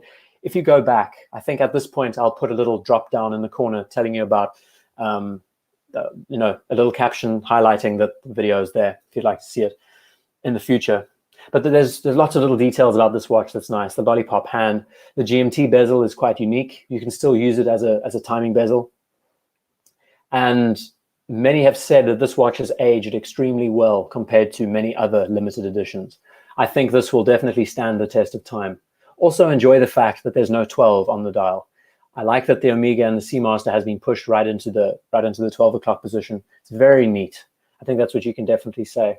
The one drawback I had with these watches was the size. I couldn't pull off 41 mils. I think it was just too heavy. And again, I wanted that little bit of X factor from a 57. Okay, going to carry on. Nice watches. It's so nice. I think I'm slowly getting into the groove an hour into the show. Next from Lawrence. Lawrence is rocking an Explorer. And there's another photo from him, I think. Again, the alphabetical order has had a bit of an issue this evening by the looks of things. So we will be catching up with other submissions from different names. It's a little bit of a jumble tonight. or wherever you are in the world. But yeah, what can you say about the 214, 270? Zane says, I wish Omega would make their watch cases thinner. Yeah, that's the thing, Zane. I don't think I have a photo that really highlights how thin the watch is that I'm wearing, but that was a huge selling point to me. I knew for a fact that this watch wore incredibly thin. It's, you know, with the case back and everything, it feels like it wears less than 10 mils in thickness. It's insanely comfortable. And the Explorer, I mean, this was the watch. I didn't even talk about this at all. This was the real watch that was the 50-50 split. This or the Seamaster 57. The sole reason why I went for the 57 was because I think the aesthetics spoke to me a bit more. Lawrence, you made it on the show. Yeah. This piece, the elements that divide me with this watch, I think the 39 mil size wears much larger. I mean, just look at this. It looks like a 40 plus millimeter piece, you know? And just little things. I mean, if you want the pedantic designer person in me, the numerals feel a bit too modern for my tastes. I think they're a bit too bright. I mean, really, the 1016 is the one that I would want at the end of the day. And that's the important thing that you should always keep in the back of your mind when you're talking about a watch. And unless a compromise will never fully satisfy the want. And I'd been eyeing this little Seamaster for a long, long time, for years. I'd spoken about it, I would say at least 10 times on the channel. And this piece, I have never really been eyeing much. I enjoy it. I love the history and everything else, but the 1019 is the one that I would want to get if it was me. But what can you say about this watch? I mean, it is just a superb everyday wearer. It's becoming extremely popular. And people love them because they just fly under the radar. No one knows what this piece is. And for that reason, it's a very low-key Rolex for sure. Okay, and let's see. Lawrence says, I have to say, that is true. 38 would be perfect. It's crazy. There's small little details, by the way. I don't know if many know this, but with the bezel being flat, because of its profile, it allows the light to disperse wide. You notice how the light spreads in an open direction, in a way. When you're dealing with an Oyster Perpetual that has a rounded bezel instead, it brings all of those components in. It actually visually makes the watch look smaller. There's all kinds of crazy little bits of visual trickery you can do with the watch to make it look smaller than it actually is. But I mean, I also think presence on a watch is important. I mean, I'm not going to talk about my Seamaster anymore, but the size and everything, it just does it. The watch wears much bigger than 38.6 because of its lugs. And yeah, Explorer also wears thin, absolutely. And Tim, next Rolex, then Patek. Yeah, Tim, I'll probably jump the gun. The next piece I will get is going to be gold of some kind. I don't know. Anyway, thank you, Lawrence, for this. Nice seeing an Explorer. Next, Man Against Machine. Oh my goodness, I can't believe it. How did that work out? Man Against Machine sends in the same watch. And featuring a cockerel in the corner, which is pretty good. So we've just spoken about this piece, and we get another one straight after. It's pretty hilarious. Yeah, so that's good. Thank you, Man Against Machine, for this. You got beaten by another Explorer, one row ahead. Next from Matthew. And a few of these watches are going to be repeated because of the alphabetical order. That's obviously had a bit of a problem this evening.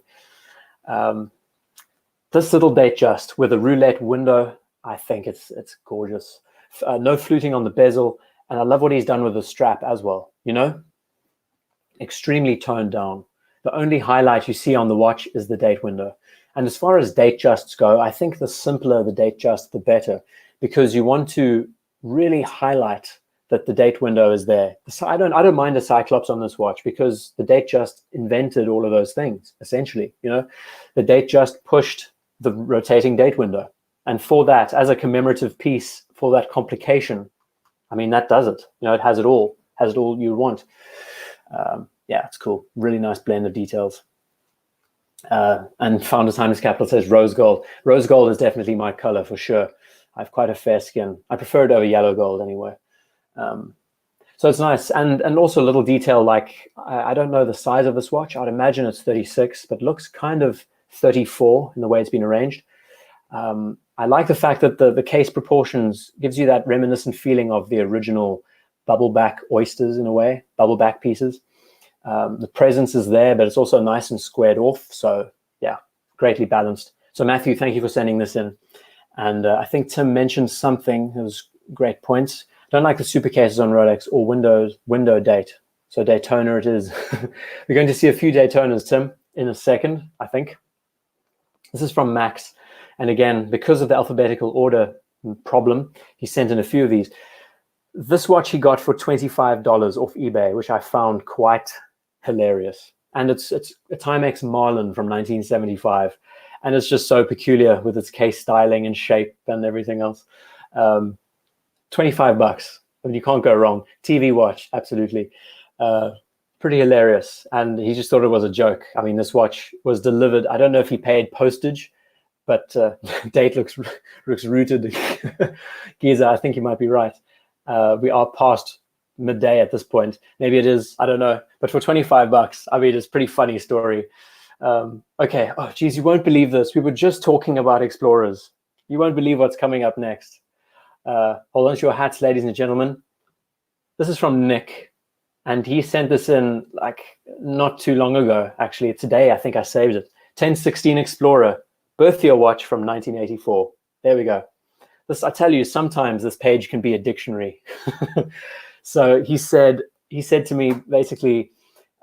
It was raining outside. He just left the office and he tried to get the watch wet before bringing it into the car to get a shot. And yeah, you know, 1016 Explorer. This is a beautiful piece as well. I mean, beautiful photo. Look at that. Dial is absolutely mint, but he wears this watch. I mean, we can see the scratches on the bezel, on the bracelet and everything else. The dial is perfect. 1984 birth year watch. I don't think you can ever go wrong with that. That's a one and done Rolex for my tastes, for sure.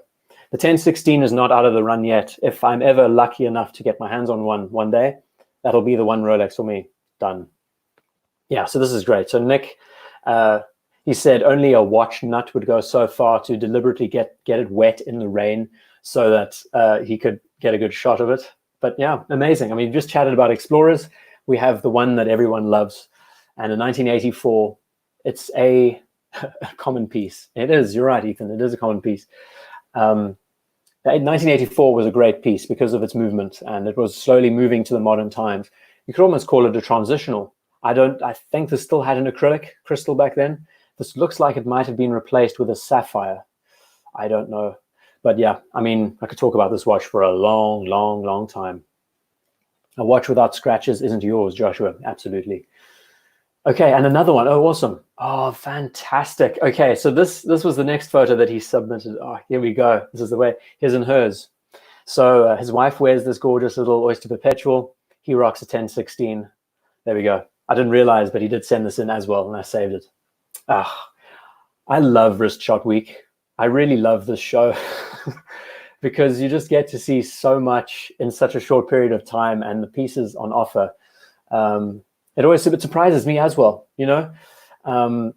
I just name and save. I don't actually look at the photos much. But yeah, I mean, a his and hers piece, you get to see the scale right there. 1016 from 1984. There was a discussion about it a second ago. Can never have enough 1016. Proportion King. Yeah, I mean, that's the reason why I like it so much, Turkey Vulture. And your watch that you sent in, that photo, literally crashed my laptop. I'll have you know. We'll get to you just now. But the proportions are just golden on this watch. 36 mil size, love it or hate it. Yes, it's quite small nowadays, but as an elegant sports dress watch, does it all. Does it all. Next from Ori. Here we go. Now this man is a captain, and he's a paratrooper, and he's wearing his fatigues in this. This little SRP 777 deployed with him into Syria. He's been wearing this watch for years and years. It's seen him through all sorts. And that is quite an amazing little story tied to this watch. I think when he submitted this to me, he said, been on the gun range today. I think he's been training a few recruits, and he got down and dirty with this watch. So it's got all scratched up and it's got some mud on it. He's in his fatigues. I think it's so nice. The fact that this piece has seen him through Syria once or twice, his T stain. Yeah. The SRP 777, I think, was a carry-on over from the the original Willard, which was the 710-506. I don't know. Seiko references just get all over the show. yeah, nice to see this watch featured in its natural habitat with a bit of wear and tear. You can see the crystals nicely scuffed up and scratched. Bezel looks great still. Anyway, Ori, thank you for sending this in. I'm sure you'll be watching. Ori is a big Explorer fan. He also has a 214-270. Okay, moving on to Rob. Rob sends in a Steinhart GMT. Lots of debate about this watch. One of the first watches I ever got was just a standard 42 mil, and I just beat the crap out of it. I destroyed the thing, basically. Dremel tool, got rid of the lugs. The lugs to me were just so strangely arranged and did all sorts of crazy things. But you could wear this watch forever and it would still work. ETA modified ever so slightly. Of course, they're trying to take the inspiration from the Batman GMT, but this is definitely not a Batman GMT. Great watch, though. I mean, the horror, people say. Yeah, I mean, it's an homage. They are doing a few things that are unique to their brand at this point, but they definitely still hang on the homage segment of things. Okay, going to carry on through here. So, Rob, thank you so much for this. Next is Robert. And Robert sends in a IWC Spitfire. And I don't know where this was. I have absolutely no idea. Again, sometimes I just can't read the details and I have to just save it as soon as possible. This is a gorgeous piece. Spitfire, again, I'm pretty sure we've seen one of these already in bronze. This is in stainless steel, and it's a gorgeous shot. I mean, we get to see the patina, well, the patina-esque styling of the... It's crazy just how they've looked at the inspirations for this watch. We can consider IWC Mark 11 elements were translated through here. Very field watch, but still very pilot-inspired. Let's see, the Dell Trotter Batman, Chili Badger, that's funny. Date complication, full chronograph. IWC definitely gets some flack nowadays because it's just not a popular brand as much as it should be. But they do make some amazing stuff. And there's a great set of IWCs we will be seeing very soon, actually. So this is good. I'm just doing a time check. We are, what, almost an hour and a half into the show. Pretty good. Still got a lot of watches to go through. I'm going to have to pick up the pace if I want to keep this 3 hours. Nato, welcome. Thank you for joining us. We are slowly getting through here. Next, we're moving to Steve. And Steve sends in a Favre Lubar. The only time I've ever seen this watch is at an auction catalog. I think it might have been Watches of Knightsbridge. And this Favre Lubar as a brand did some amazing things back in the day. And this is a piece that actually determines your depth. It has a depth gauge attached to it. And what it does essentially is you're running seconds, I think, is this big orange hand. So that ticks normally. You have your hour minutes, and then you have your depth gauge, which is this arrow at the top. And it's a mechanical watch through and through, but it's able to determine your depth up to 40 meters, hence Bathy or Bathy 50. So it can travel 50 meters down basically, but it's nice seeing that technology. I mean, brands don't do that anymore. I'd love to see a mechanical brand. Imagine Rolex recreating their dive pieces and adding, with their Deep Sea, for example, and adding a mechanical depth gauge. I know that JLC makes similar pieces to this. They have a technology in their watches. This is a very important watch, actually. It's got a nice history to it. And Julian says, second oldest Swiss brand. That's amazing. I did not know that. And just for your reference, there's a mention, I love it, from Dylan saying it's a 3718-06. If anyone would like to know more about the watch. Neil, welcome to the show. Great to have you here. Ironically, that watch would look best at the bottom of the ocean. Oh, you guys are so mean and nasty. Yeah, I mean, the aesthetics are definitely not everyone's cup of tea. I think they could have definitely afforded a bit more tritium for the dial, so you could tell the time easier. This is, again, those days they were trying to work out what a dress watch was, what a sports watch was. Anyway, Steve Zissou was wearing it a New Life. That's really, Matthew. That's awesome. A New Life Aquatic. And in the same film, what's his name? His name escapes me. The WoW guy. He was wearing a Pepsi GMT as a dive watch. Very peculiar. You see it up close. What is his name? On the tip of my tongue. Can't do it tonight. I've seen practically all of his films and I can't remember his name. top of my head. It's hard doing it with an audience, you know. This is from Thomas, and Thomas sends in a 216750, 6570, excuse me. I got that reference wrong. And it's an Explorer 2 Polar that we know. Luke Wilson, yeah, Owen Wilson, that's it. 2 older 2 wheels, big rules. Owen Wilson, that's his name. I'm not firing on all cylinders. I need some more whiskey. Oh, that's it, Owen Wilson. So, jumping to these, I mean, the Explorer 2, another watch that's so popular on this page. I don't think I've gone one wrist shot week without an Explorer 2 sent in, or an Explorer 1, actually. I know it's not allowed, you're not allowed to say Explorer 1, but I do that for those who don't know that there are, in fact, 2 Explorers. Some people only think of the Explorer and that's it. Behind Enemy Lines, it was a good film, Turkey Vulture. I really enjoyed it, you know. It's probably one of Owen Wilson's best because he wasn't being a comedic actor at that stage. And I think Harvey Specter was in the film as well, got his head blown off. Cool film.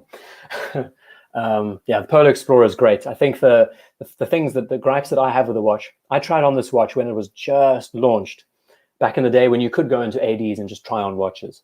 And the thing that put me off was just the size. The 42mm size is just too big for me personally. The proportions, yes, they're pretty well balanced. I think they could tighten up the details in a few places, but yeah, overall, what I love is the contrast. You can really see every single detail on the dial at a glance. The fact that they brought back the orange hand. Rolex is a weird company because you think that they're constantly a brand wanting to evolve and develop their pieces all the time, you know, not look back to the past. But then all of a sudden, you know, 30, 40 years later, they decide, okay, let's bring back the orange hand that made the 1655 so famous. And you're like, well, that's a very old design detail that was completely ignored with the transitional generation, you know, the 5-digit references. Yeah, that could be a good rant, actually. I could make a video on that. Moving on, Turkey Vulture, if you're still here. Yes, you are. Okay, this photo that Turkey Vulture sent in, it's a Tudor Pelagos, okay? But the size of this image was something like 25 megabytes. And it measures, it is literally 7K. No, it's not. It's about 5K. It's a 5K photo. And the quality is just intense. So let's get right into the details in a second. Pelagos left-hand drive, one of Tudor's best pieces that they currently make in the modern line. Everything down to the fact that they keep it a snowflake aesthetic all the way through. Beautiful accent. You've got the beautiful roulette window, red highlight. A little bit heavy with the text at the base of the dial, admittedly. Lots of nice little details like the depth to the dial itself with the slope that runs around it. It's just so neat, you know. There was a question earlier at the beginning of the show about the bracelet and the clasp. Another extremely innovative idea. The fact that you can wear it and it micro adjusts itself while your wrist swells, you know. Anyway, let's get right into this and just see if we can pick up all the quality. I don't know if we will, but I mean, because it's essentially a 5K image, you can see every little speck of dust. You can see that they had a bit of a problem with the paint there on the seconds hand. Bad production. But yeah, this practically crashed my laptop when I opened it up because, I mean, we can quite literally count the skin cells on Turkey Vulture's wrist.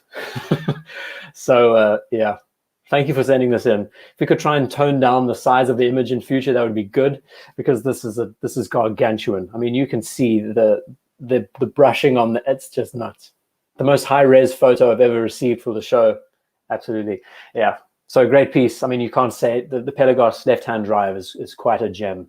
And with the crown being positioned the other way, makes it terrific for an everyday wearer if you're not someone who likes crown rash on your left hand. Yeah, if you could see his fingerprint, we could clone it. Exactly, Ashley, that's true. It's dangerous, you know.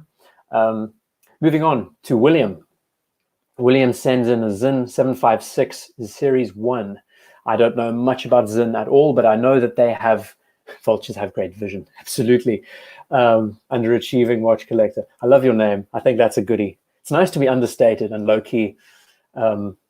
So this piece, Sinn in general, I think is a brand that really knows their design styling. They definitely know how to capture the watches that they have with regards to line weight and contrast and those kinds of details.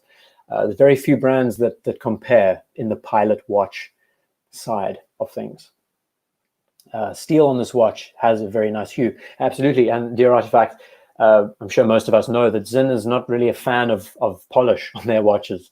And they deliberately, I would imagine they media blast it or they sandblast the case, the bracelet. And specifically because these are pretty much military-esque pieces. They're inspired for military purposes. And you can just tell, I mean, this is really an instrument with all the hands and the, yeah, it's gorgeous. I need to definitely look at more videos. I think I'll start slow with the Sinn 103 and the Sinn 104, work my way through. Here's another photo from William. Can you believe the size of this monster? That is incredible. Amazing. And this, I would imagine, is probably the Datejust, date complication. That is a tall wearing watch. It's good to know the presence of the piece on the wrist, you know? And there was a mention, no running seconds from Orange Hand. That's true. It looks like you just have your 30-minute counter and an hour counter over here. That's strange. But I'm sure they did it to keep with the symmetry. And it looks like a Bell & Ross. You know, Bud Owens, I had a similar thought, and it's down to the numerals used on this piece. That's peculiar to me, at least. I think the size, it looks kind of cartoony in a way, cartoonish. Maybe if they just toned down the visual presence of the numerals, it would change the visual aesthetic a bit. Okay, we're going to carry on here, and I think there's another photo. Okay, we've jumped back to A again because of the order on the page. So this is from Alvaro again. We began the show with this gent, and we're basically now starting again from A and working our way through. Quite a big jumble with the order this evening. Apologies, everyone. I had a bit of a crash on this computer earlier, so hopefully you don't mind seeing a few pieces repeated, but I will flick through them faster. So this is his collection. He has this beautiful pocket watch from back in the day, and I think this was handed down to him through his family. Beautiful Omega piece. Love the numerals. Nice, italicized almost. I don't know the time period. I would imagine maybe 20s era, 20s-ish. Very sporty. Looks like I think this is an Olympic piece, if I'm not wrong. Seiko 5. I can't see what that is very well, but it's an oldie. I think these were handed to him through his parents. And then the 3 that he really wears. And he was actually, in his email, he asked about his collection and was thinking about where he should go next and what he should do. And I just said I would like to feature it on the show and look at them in more detail. But again, the 14060M with the engraved Rehort, the Patek Calatrava, can't remember the reference at all. But this is a 52 era piece, beautiful proportions. And then the member box. We had a look at these earlier in the beginning of the show. And Doc Baps, I might have. I pretty much cut the wrist shots by, I would say, early Saturday. I had all the wrist shots needed for the show, usually about 140 plus minus for a show. I had them all by Tuesday this week. That's how behind I am. I mean, so many of you are eager to send your watches in that I get a little bit waylaid. And by Saturday, I think I had about another 50 more watches that I saved in. Okay, so if I didn't get it this week, you will most definitely be featured on the following show, which will be in 2 weeks' time. Okay, so this is a Larco from Andy. It's a 41mm Type B. Larco is actually quite a historic name. I mean, they develop pieces alongside with Lange and Söhne, Stover for the German military. And yeah, it's a Larco, not a Longines. But cool story. And I think this watch uses a modified ETA or a Solita. But of course, the brand has been bought and sold over time. As we know, the end of the war caused a lot of companies to go out of business. And it's Germans are dedicated people, truth is. That's funny. Yeah. I mean, and there's a huge love for this watch. The Type B is quite something. The way you can tell is the arrangement of the numerals, the small little hour hand.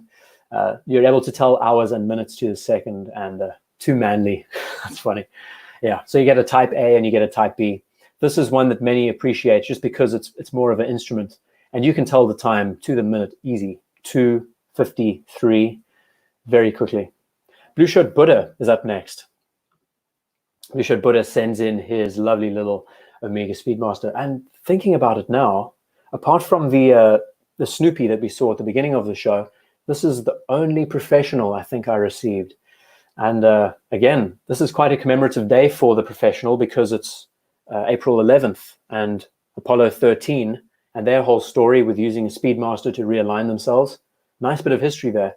I think I got an email notification from Omega telling me the story. But I think the professional in general, it's definitely a watch I've been looking at.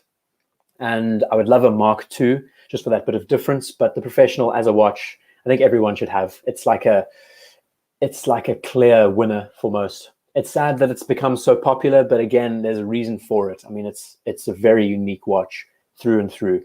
The clarity, the details, the balancing. It's Saturday night with Blue Shirt Buddha. Absolutely, Joe. You got it. Hold on a second. There was a mention here by Dear Artifact that I think I missed here. How can you not enjoy the design of Speedy? Yeah, absolutely. I mean, it really is its own thing. Bearing in mind that the Rodania Geometer had a dial manufacturer that actually made their first watch. Look it up on Google. Rodania. Let me type it into the chat. It's a fascinating little story. Rodania Geometer.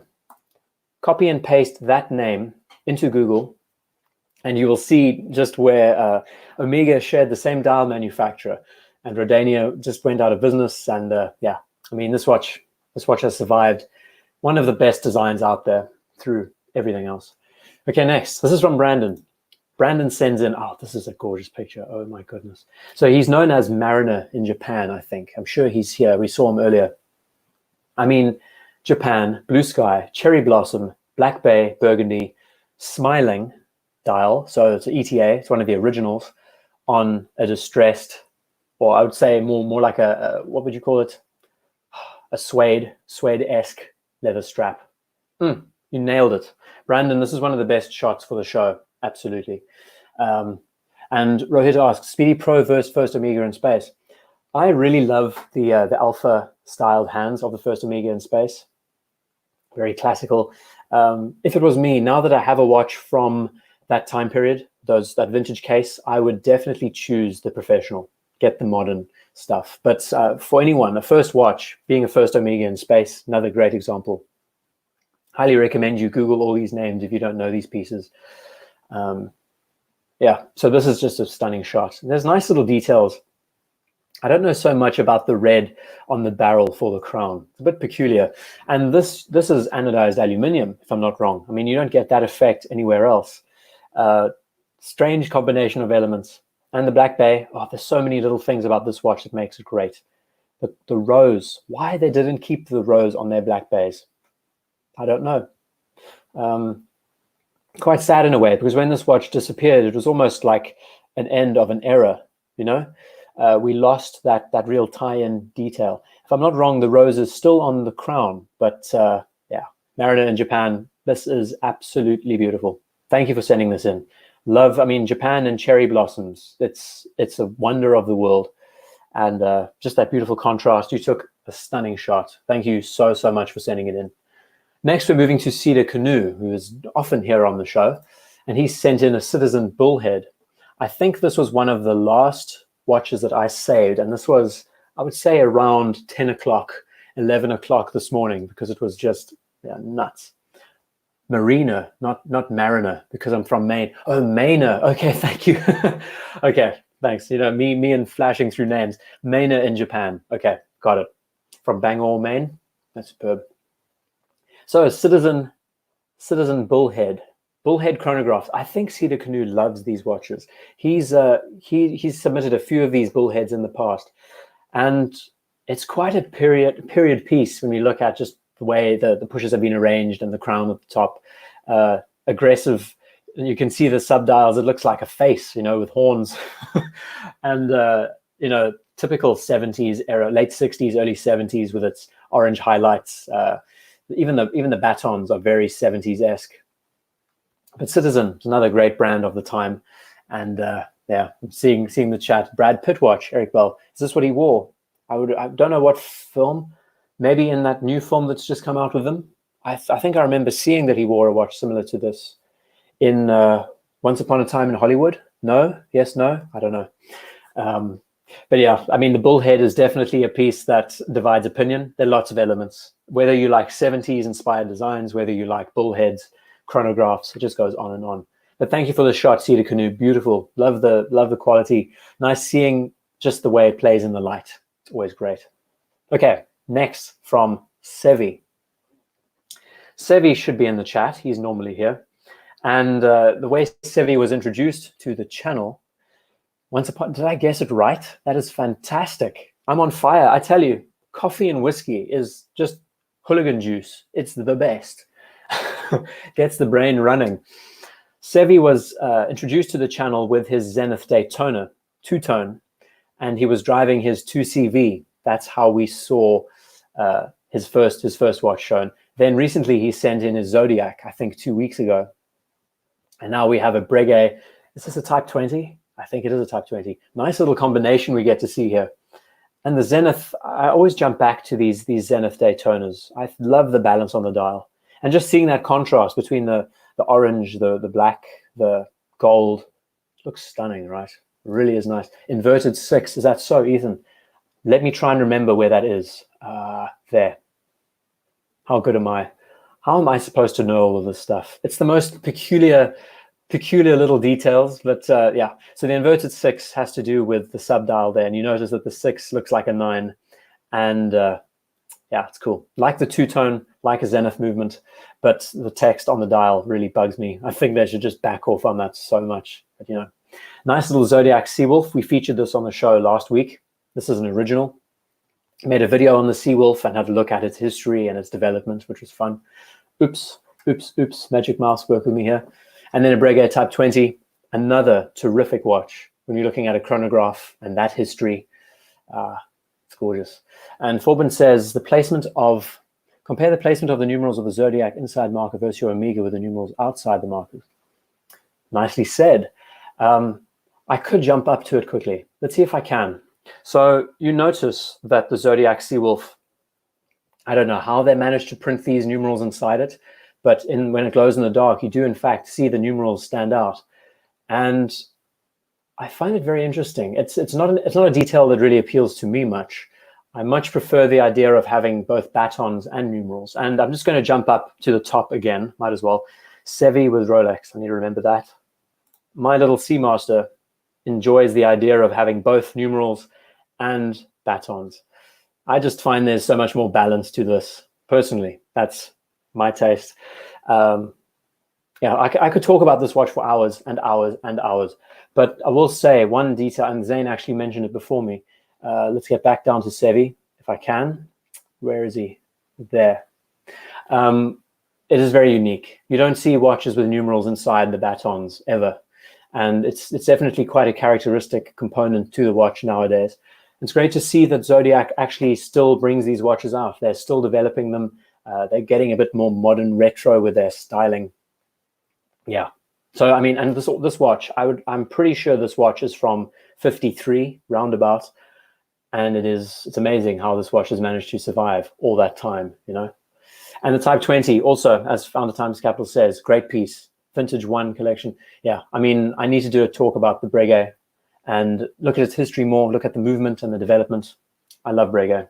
That could be a brand. In fact, there's going to be a gorgeous Breguet that we're going to see just now, and it's a retrograde.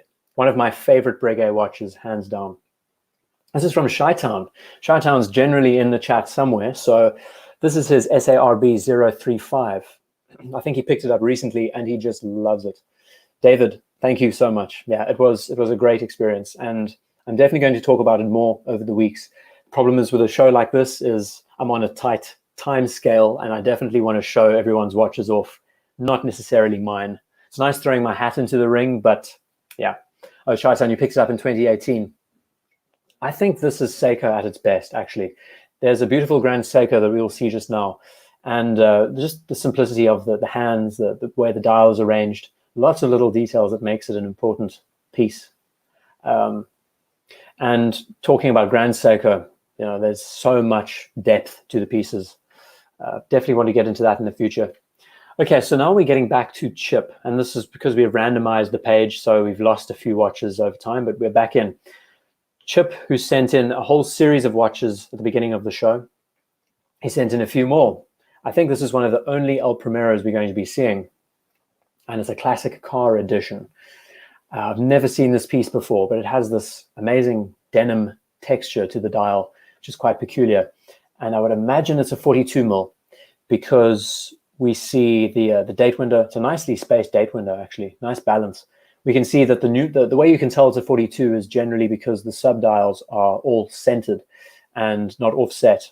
Normally when it's a 38, they're a little bit more spaced out and not overlap so much.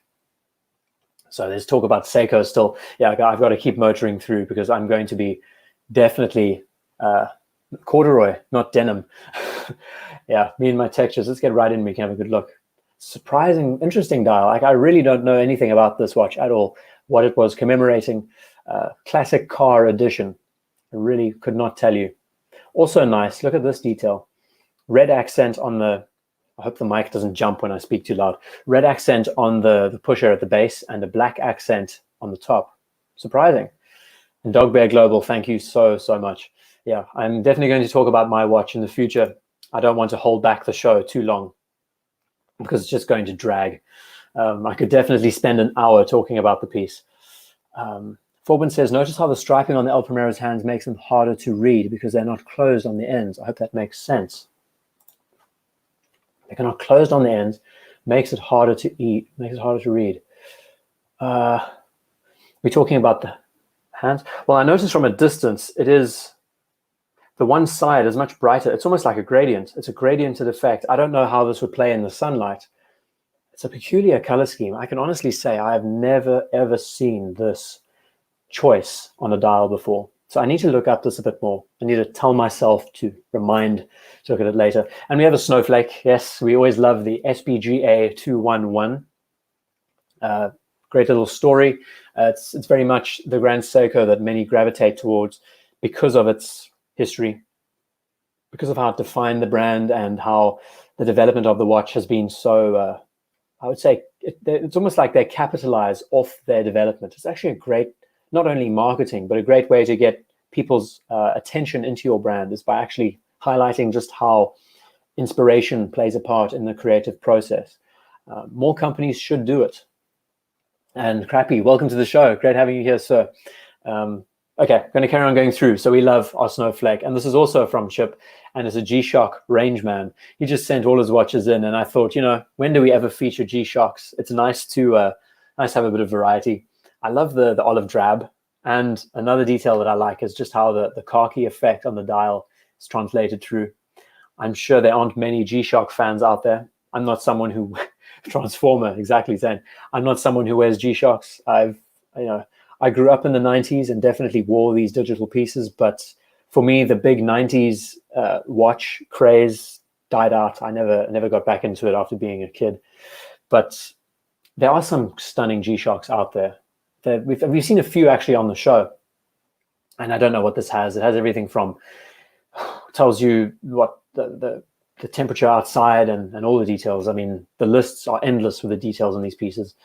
Okay, carrying on, moving ahead. I've got to speed up. This is from Chip as well. Last few watches in his collection. Another IWC, and it's a Mark 18. Have I mentioned a Mark 8? Was it a Mark 16 I mentioned during the show earlier? I can't remember. But this is a Mark 18. And nice little bit of contrast on the dial. We get to see lots of black highlights. Makes it extremely readable.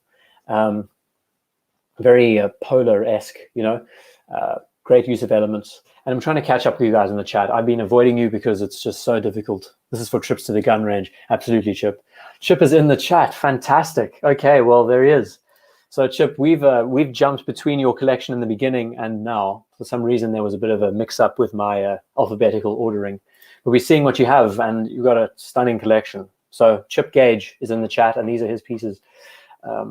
Love the milky white texture to this IWC. Very field watch, pilot and styled. Another piece from him, a PAM 999 in olive. And bear in mind, everyone, that Chip has only started collecting over the course of a year. So he has quite an interesting set of tastes. It's almost like he's reaching out and trying all the different pieces, seeing what really sticks to him. Yeah, I mean, he has a superb collection. Definitely need to do a collection review for this man. I don't know if we're talking the date window. I don't know. See, I'm having to keep up with the chat, and also I think you're probably referring to the IWC. But this little radiomere, I mean, the radiomere is the one that really started the name, and the olive drab finish is another detail. Nice seeing a little AM, PM indicator on the dial. That's something we don't see often. Let's see. Final Time's Capital says, loves the Pan. Yeah, I mean, there's a few models that have olive dials in the Pan family. But it's a divisive watch at this point. Date window is too tiny. I do like how Pam does their date windows with the Cyclops on the inside. That's something. Great piece of contrast. Also like the strap and how it blends with the hands. Has that offset effect, khaki-esque. Okay, next. This is also from Chip, and it's an SMP 300 ceramic. I think this is the only one. No, there's a few more on the show. Got lots of fingerprints on it, but that's how we like a diver. 42 mils. One of the reasons why I didn't choose this watch, I'm sure most of you would know, helium valve was quite polarizing. The bracelet itself, a little bit polarizing for me, and just wearing, again, 42 mils is a bit too big for my wrist. And yeah, still great watch. I mean, it's amazing what Omega has done with this new line and how they've developed it over the years. Ethan, we're talking about your collection. Yeah, I mean, geez, you guys have the most insane watches on offer, and I'm just the voice behind all of it at the end of the day. You send your watches in, I talk about them and share with everyone else. Okay, moving on to the next. This is also from Chip. Oh, cool. We do have a professional. So this is a Hesalite. This is the original. I think Blue Shirts was also a Hesalite. I didn't notice a sapphire on the piece. And again, important day for the Speedmaster. Apollo 13, April 11th. Another Omega. Yeah, truth fears, that's how we roll. And then check this out. This is also from Chip. I think this is the last watch he sent in. This is a Speedmaster 57. And it's different to the trilogy. It's different to the trilogy collection because it incorporates a few elements that wasn't used in the originals. This is more of a looser interpretation of the trilogy pieces, but they still use the broad arrow. And I like it because it's different in that way. It looks more modern, much more modern. I would imagine this is a coaxial movement and everything else. We have a date complication. So it's almost like they've modernized the vintage aesthetic in a way. They've kept the old school case styling, the steel bezel. Nice seeing a balance on the subdials, that there's no third subdial. Hours and minutes, no running seconds, which is something. And it looks great. I mean, the shot is superb. So Chip, thank you for sending this in. Your photos are terrific and the watches are equally amazing. The George Clooney, is that really what it's called, Ant? Does he wear this? And for those of you who don't know, George Clooney is one of the spokespeople for the brand. He's an ambassador for them. And I wouldn't be surprised if he wears this watch. I mean, it is quite something. Hesalite or Sapphire, which would I choose? Good point. Good question. I've dealt with a lot of acrylic crystal watches in the past. I've definitely worn them hard and scratched them up. And they are the easiest things to make look brand new again. So I would be going Hesalite, personally, because, I mean, when you have a sapphire crystal on a watch, you kind of expect it to be the do-it-all watch. You think of divers and everything else, but realistically, you can't put the Speedmaster into water. You really can't swim with it much. So I would not, I think just more, it's more historically correct, Hesalite. I know it's the open debate that everyone talks about. But just with regards to damage and being able to repair the watch, it's so easy to polish out a Hesalite crystal. And you can make it look like it was fresh off the floor. So if that's ever an issue with you, don't worry about it. You just need a simple plastic cleaner. You can find them all over the shop. I think Polywatch is the one that everyone uses. How about the exhibition case? And if you're right, that's only available on the Sapphire. Oh, it's a very hard, I mean, for me and chronographs, I have to see the movement. Very good point. That is a very good point. Maybe I would go out of my way to look on eBay to find a clear case back to put on my Hesalite crystal watch. That could be something. Yeah, it's difficult, you know. It is very difficult. But going to carry on. There's so many more watches up and I've been chatting about it too long. Next is from Chris, and this is an Oris 65. He's based in Utrecht, I think. And he sent this in. This was also one of the latest submissions that came in. And oh, this is cool. So I think this has a tie-in with Rake magazine. What a beautiful picture. Thank you so much for this. Nice high quality. We get to see all the little details. I think this watch is tied in with Rake magazine, if I'm not mistaken. And nice bit of tropicalization there. I did mention in the beginning that the Aquis is a watch that I don't really understand, but I think the 65 has quite something to it. When you look at the case styling, the crown, the bezel, fully graduated. The original Oris 65 pieces look gorgeous. So yeah, and honey, of course, honey dial, very tropicalized. I think that's just the effect that Rake. I think this is the Rake magazine watch. This is what they try to go for. Lots of companies are enjoying the idea of various forms of patina, etc.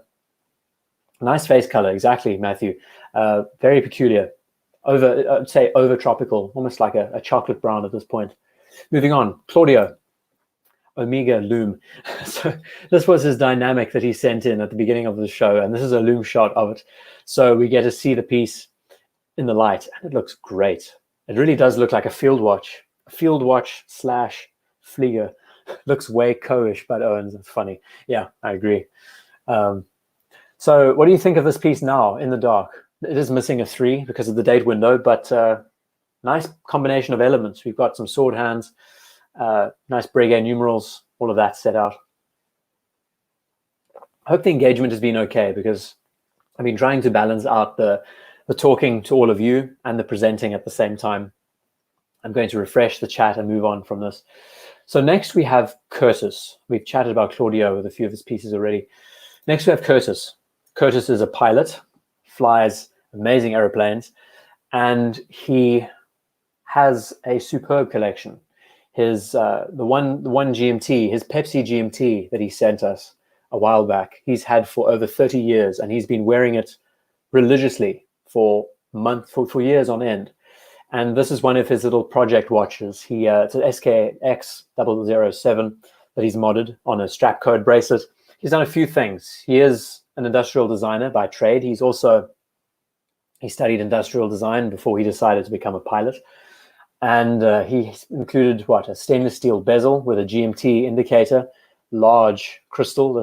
I'd imagine this is a sapphire top hat crystal, and a strap code bracelet. It's a really nice blend of elements. There's something about steel on steel with a bezel that is just so nice, clean, simple aesthetic. And since he's a pilot, he obviously uses this watch while he flies, and having a GMT bezel is great. I mean, rocking a SKX while flying across the world with this modification. He sent in another shot. Here we go. So this is it on a NATO strap. Get a good idea of presence. Oh, it's cool. SKX, a lot of fun. It's a real hobby watch. So catching up with all of you here, talking about mods and stuff. It's nice. I'm glad the chat is keeping up with what's going on. That's cool. Going to move on from the Seiko to Daniel. Oh, yes. Daniel, you sent in a stunner. Now, this watch was featured last time we did a show, and might be Dagger's part, maybe. Eric, you might be right. So Daniel sent this watch in last show, and this is his pride and joy. And if I'm not sure, if I'm remembering this right, this is what he bought for his 40th. Quite a watch to celebrate a 40th birthday, is it not? It is. Not only is the photograph absolutely stellar, but the color scheme, the balance. It's one of the best Royal Oak chronographs out there. I think when it comes to visual complexity, it has just enough. I've often talked about the Royal Oak and how it makes me feel. Sometimes I like it, sometimes I don't. It's a good relationship to have. Highly recommend. If you haven't seen the video, it was a long write-up that I did. Another one that didn't get much traction. I called it something like the Royal Oak design, love it or hate it. And in it, I talk about how some days I think it's the most stunning watch ever designed because it's just so unique.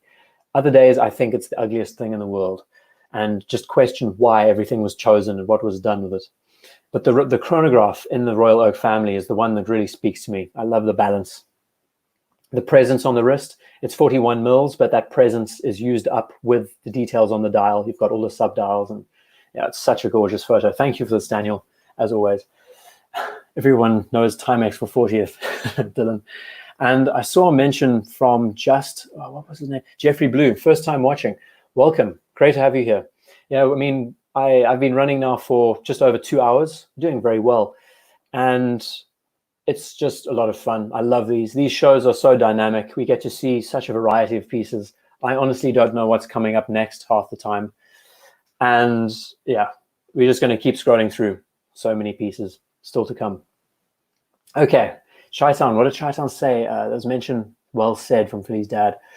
Lamborghini Countach of watches. That was one of the comparisons. I mentioned it. Did I mention it in the video? I'm sure I did. Brutalism and that styling of that era with those cars. And Founder Timeless Capital loves this piece. I mean, he has a few of these in rose gold and all sorts. Yeah, I would love to get some wear time with one of these. Also would love to try on the 39mm variant of this watch. Yeah, we watch guy. I've been going for 2 hours already. Started the show at 9 o'clock 2 hours ago, UK time, just for a change because back in the day, I did live shows a year ago. Back in the day, I started at 9, but because of time changes and everything, I thought maybe going back for the Southern Hemisphere would be cool. Maybe we can change it back to 10. I don't know. If this is working, let me know. Okay, thank you for this, Daniel. Beautiful watch. To commemorate a 40th, can't get much better than that. Next is from Dave, and it's an IWC Mark 16. We're getting a lot of these, hey? Mark 16, Mark 18, on I don't know what the NATO is. It's a seatbelt texture. Again, field watch inspired elements, nice balance there. And I think he sent me another shot. Let's have a look. A few shots. He sent me a handful of pieces that he has. Okay, cool. Get to see this in better detail. Okay. Let's see what else is going on in the chat, if I've missed anything. Okay. Thomas, welcome. Thomas Sadu. So Thomas, I've done a collection review video for you next week, Tuesday. And it's well over 10 minutes because the watches you have, just incredible. And thank you so much for sending the photos in to me. Your emails were great. I've been trying to balance not only preparing other videos, but also this show. And yeah, it's just intense. So Dave, thank you for sending these in. We got a beautiful little date here with you seldom see this watch with a dome bezel, no? With a gold face, two-tone. It's not two-tone. This is full yellow gold. Has to be. It's a date. This is such a subdued date. I thought this was a Datejust at first. Turkey Vulture just says that's a slick piece. I honestly think this might be this is definitely at a showroom. You see someone standing there. I never knew that you could get a date with a rounded bezel. That looks so low key, under the radar. No, beautiful watch. Now the date, I definitely need to do more discussions on this watch. Last show there was a gorgeous one. I think it was 1803. Is that the reference? On a leather strap, stunning. A few more from Dave. This is him with his pup in the background. A couple more IWCs featured. This is nice. Got a nice bit of detail here. I think this is Spyderco. I don't know knives at all, so you can clarify that. Got a nice signet ring.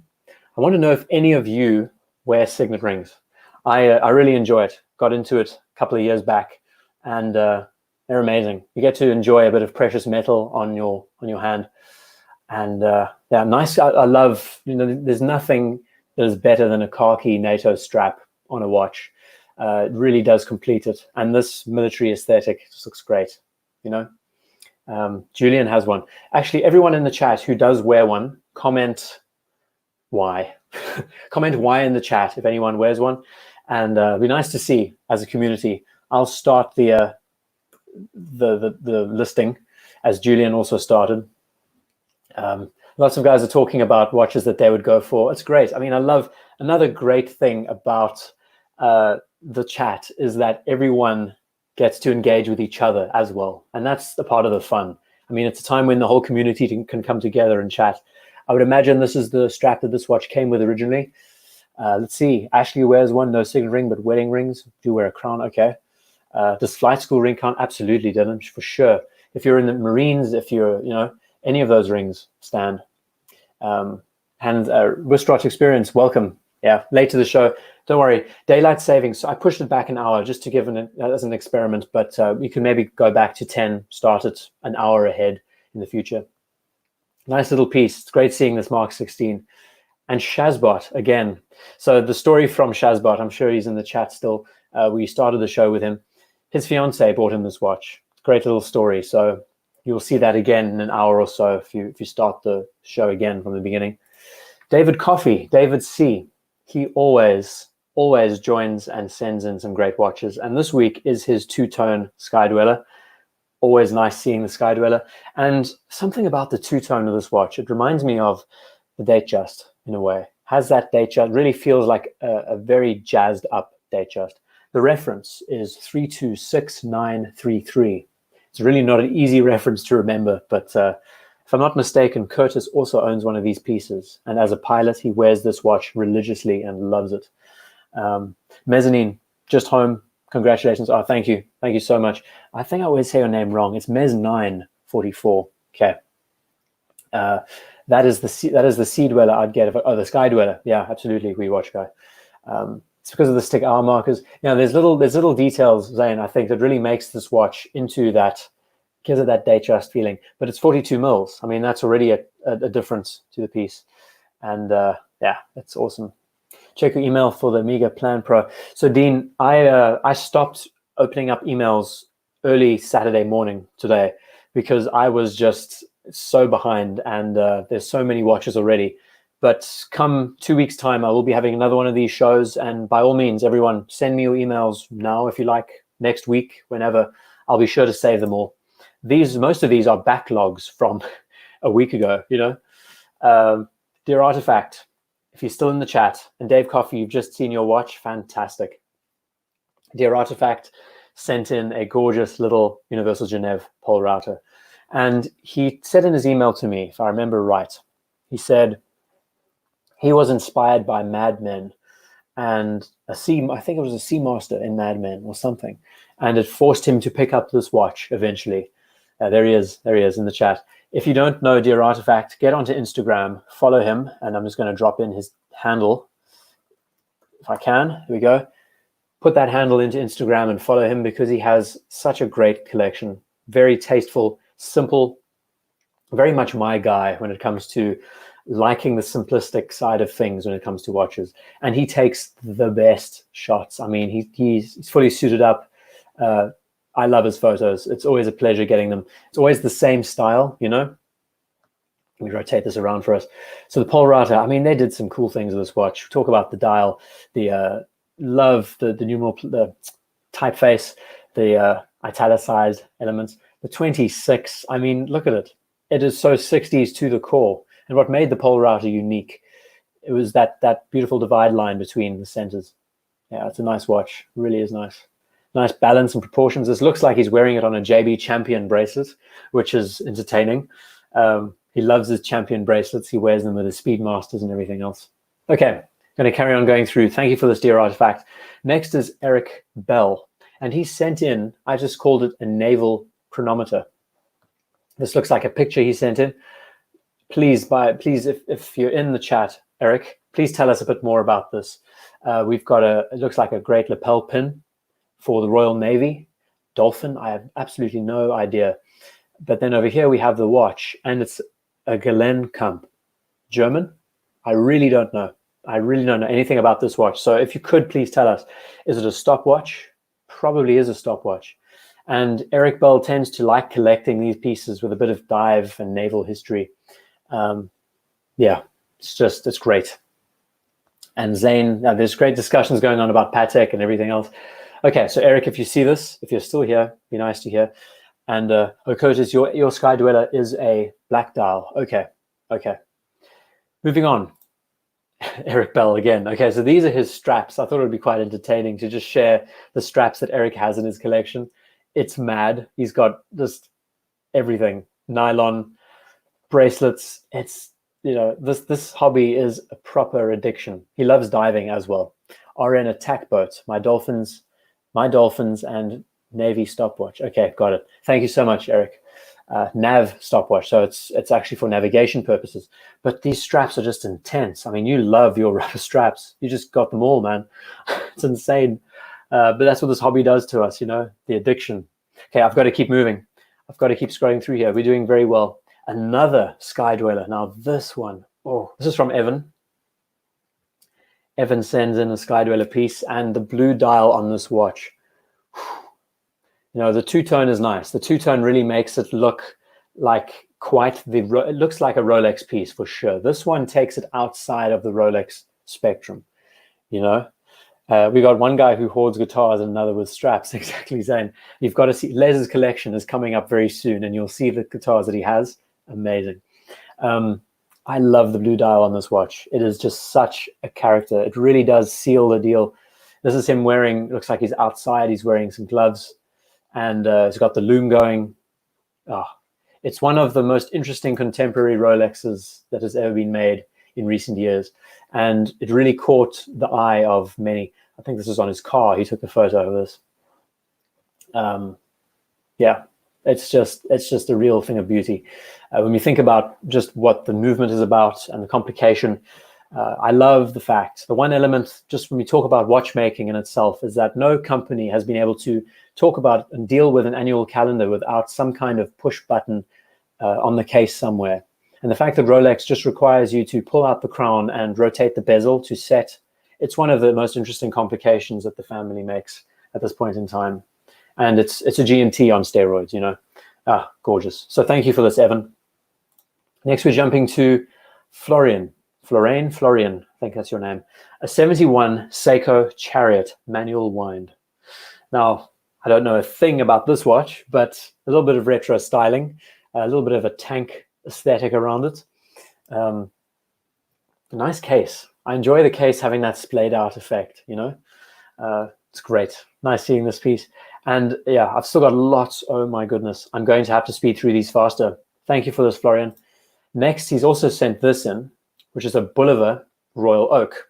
I don't know anything about this, but apparently it was made by Bulliver in and around the same time as the Royal Oak.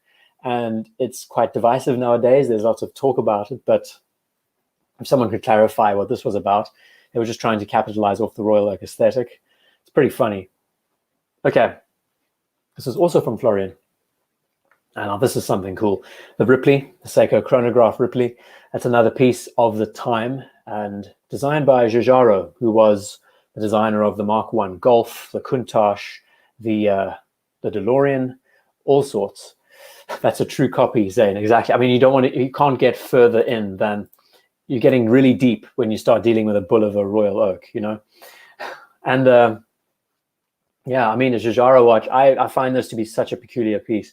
It's got a nice bit of history, and it's tied in with the films and the franchise, but it's very peculiar. When I think of 70s late 70s, 80s era chronographs, I don't know. This one doesn't really top my list, but it's important. And Maurice Hittel, there were so many cars that he designed. I mean, it's nuts, actually. Now we're jumping back to founder Timeless Capital, if he's still here, and the other vintage watches that he sent in. Now, he has been cooped up in Paris as well. Very few watches in his watch box, which he's very annoyed with. But we will see the watches that he has been wearing, and it's nice. It's a nice little addition of watches that we will be seeing. There we go. Marcello Gardani did the Countach. Is that so? I'm pretty bad with my history when it comes to... I'm pretty bad with my design history, actually. But yeah, a guy can try. Founder Timeless Capital, always here. It's great. So James sent me this 1680, and it is mint again. How you find these watches, I do not know. Please clarify to Turkey Vulture if it is a Mark I. It is beautiful. Has anything been replaced on this watch? Has the crystal been replaced? The bezel? Look at that case. I mean, how do you do it? What is it? You know, it's stunning. So he's been wearing this around the house, and he's also been throwing it on NATO straps and leather. So we will be seeing that in a second. It is flawless. It is so clean. Now, talking about the 1680, you know, me personally, I don't like the idea that the Submariner got a date. It doesn't feel that, you know, it kind of lost a bit of its charm in a way. But saying that, though, I think the way they transitioned to the date was fascinating. I love the bit of red that they included on the dial and the high top crystal. There's lots of little elements, quirks, we could say, about the vintage pieces that we can enjoy.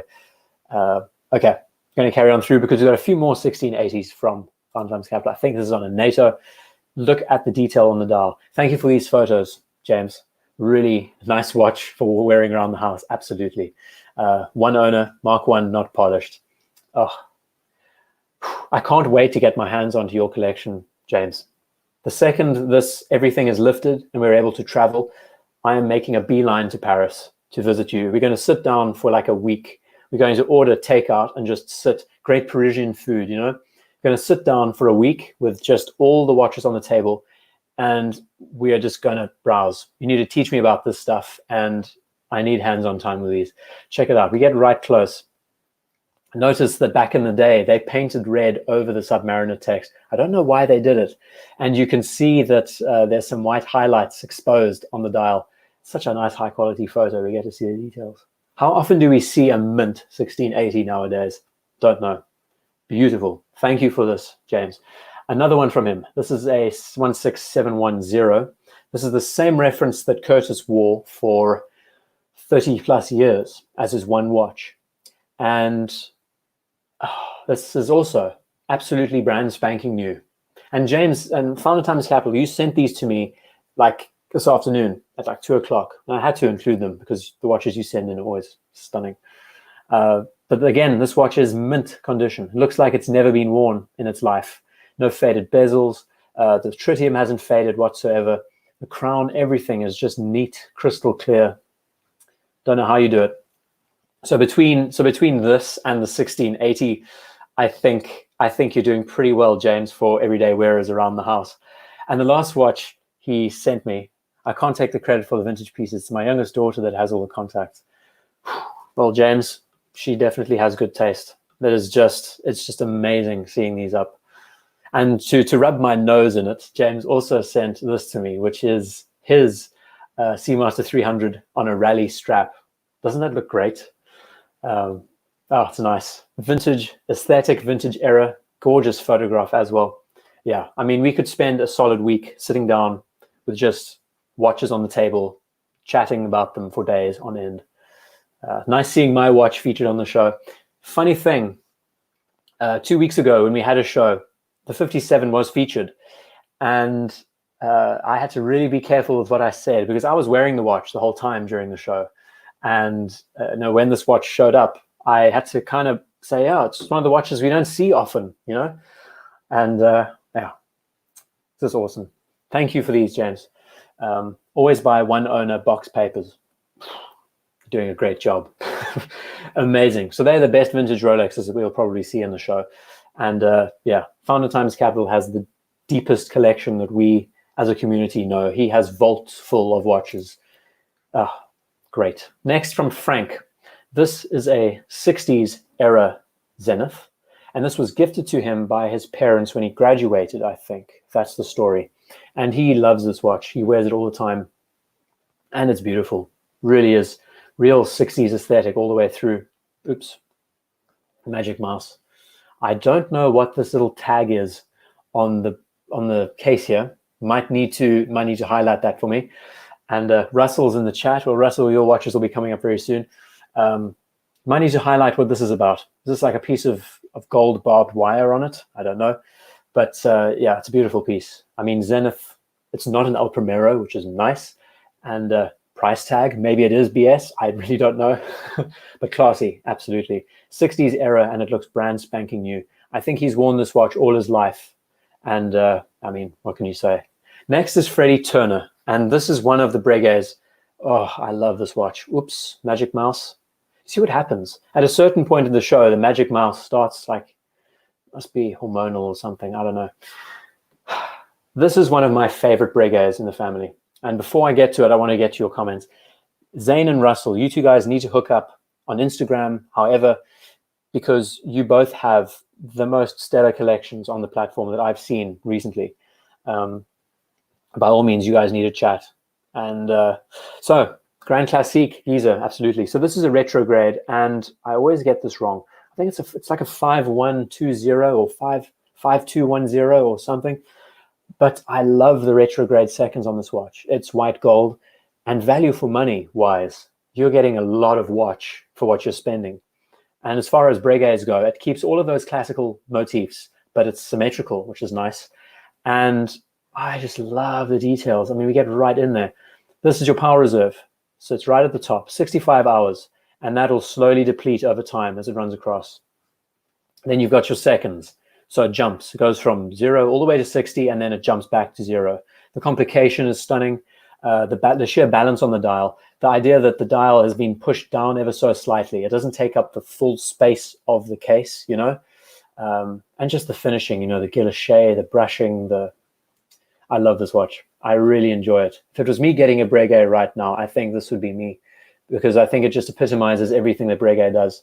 I don't think they make it in rose gold, but white gold, suit meat down to the ground. I mean, look, you've even got little gold plots here.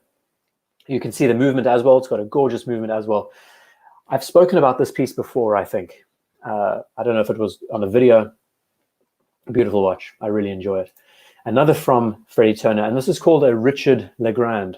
I don't know if this is I think it is a micro brand. And he told me, I can't remember where he got it from and the development and the story, but it's another one of those watches that loves the 3, 6, 9, 12 numeral layout.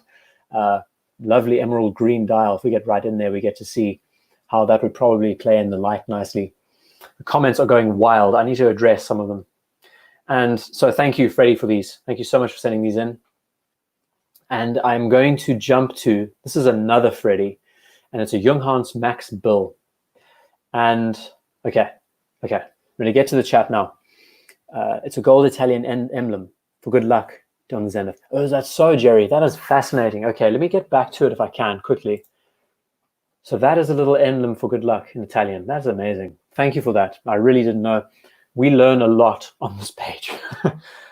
Okay, back to Freddie, the other Freddie.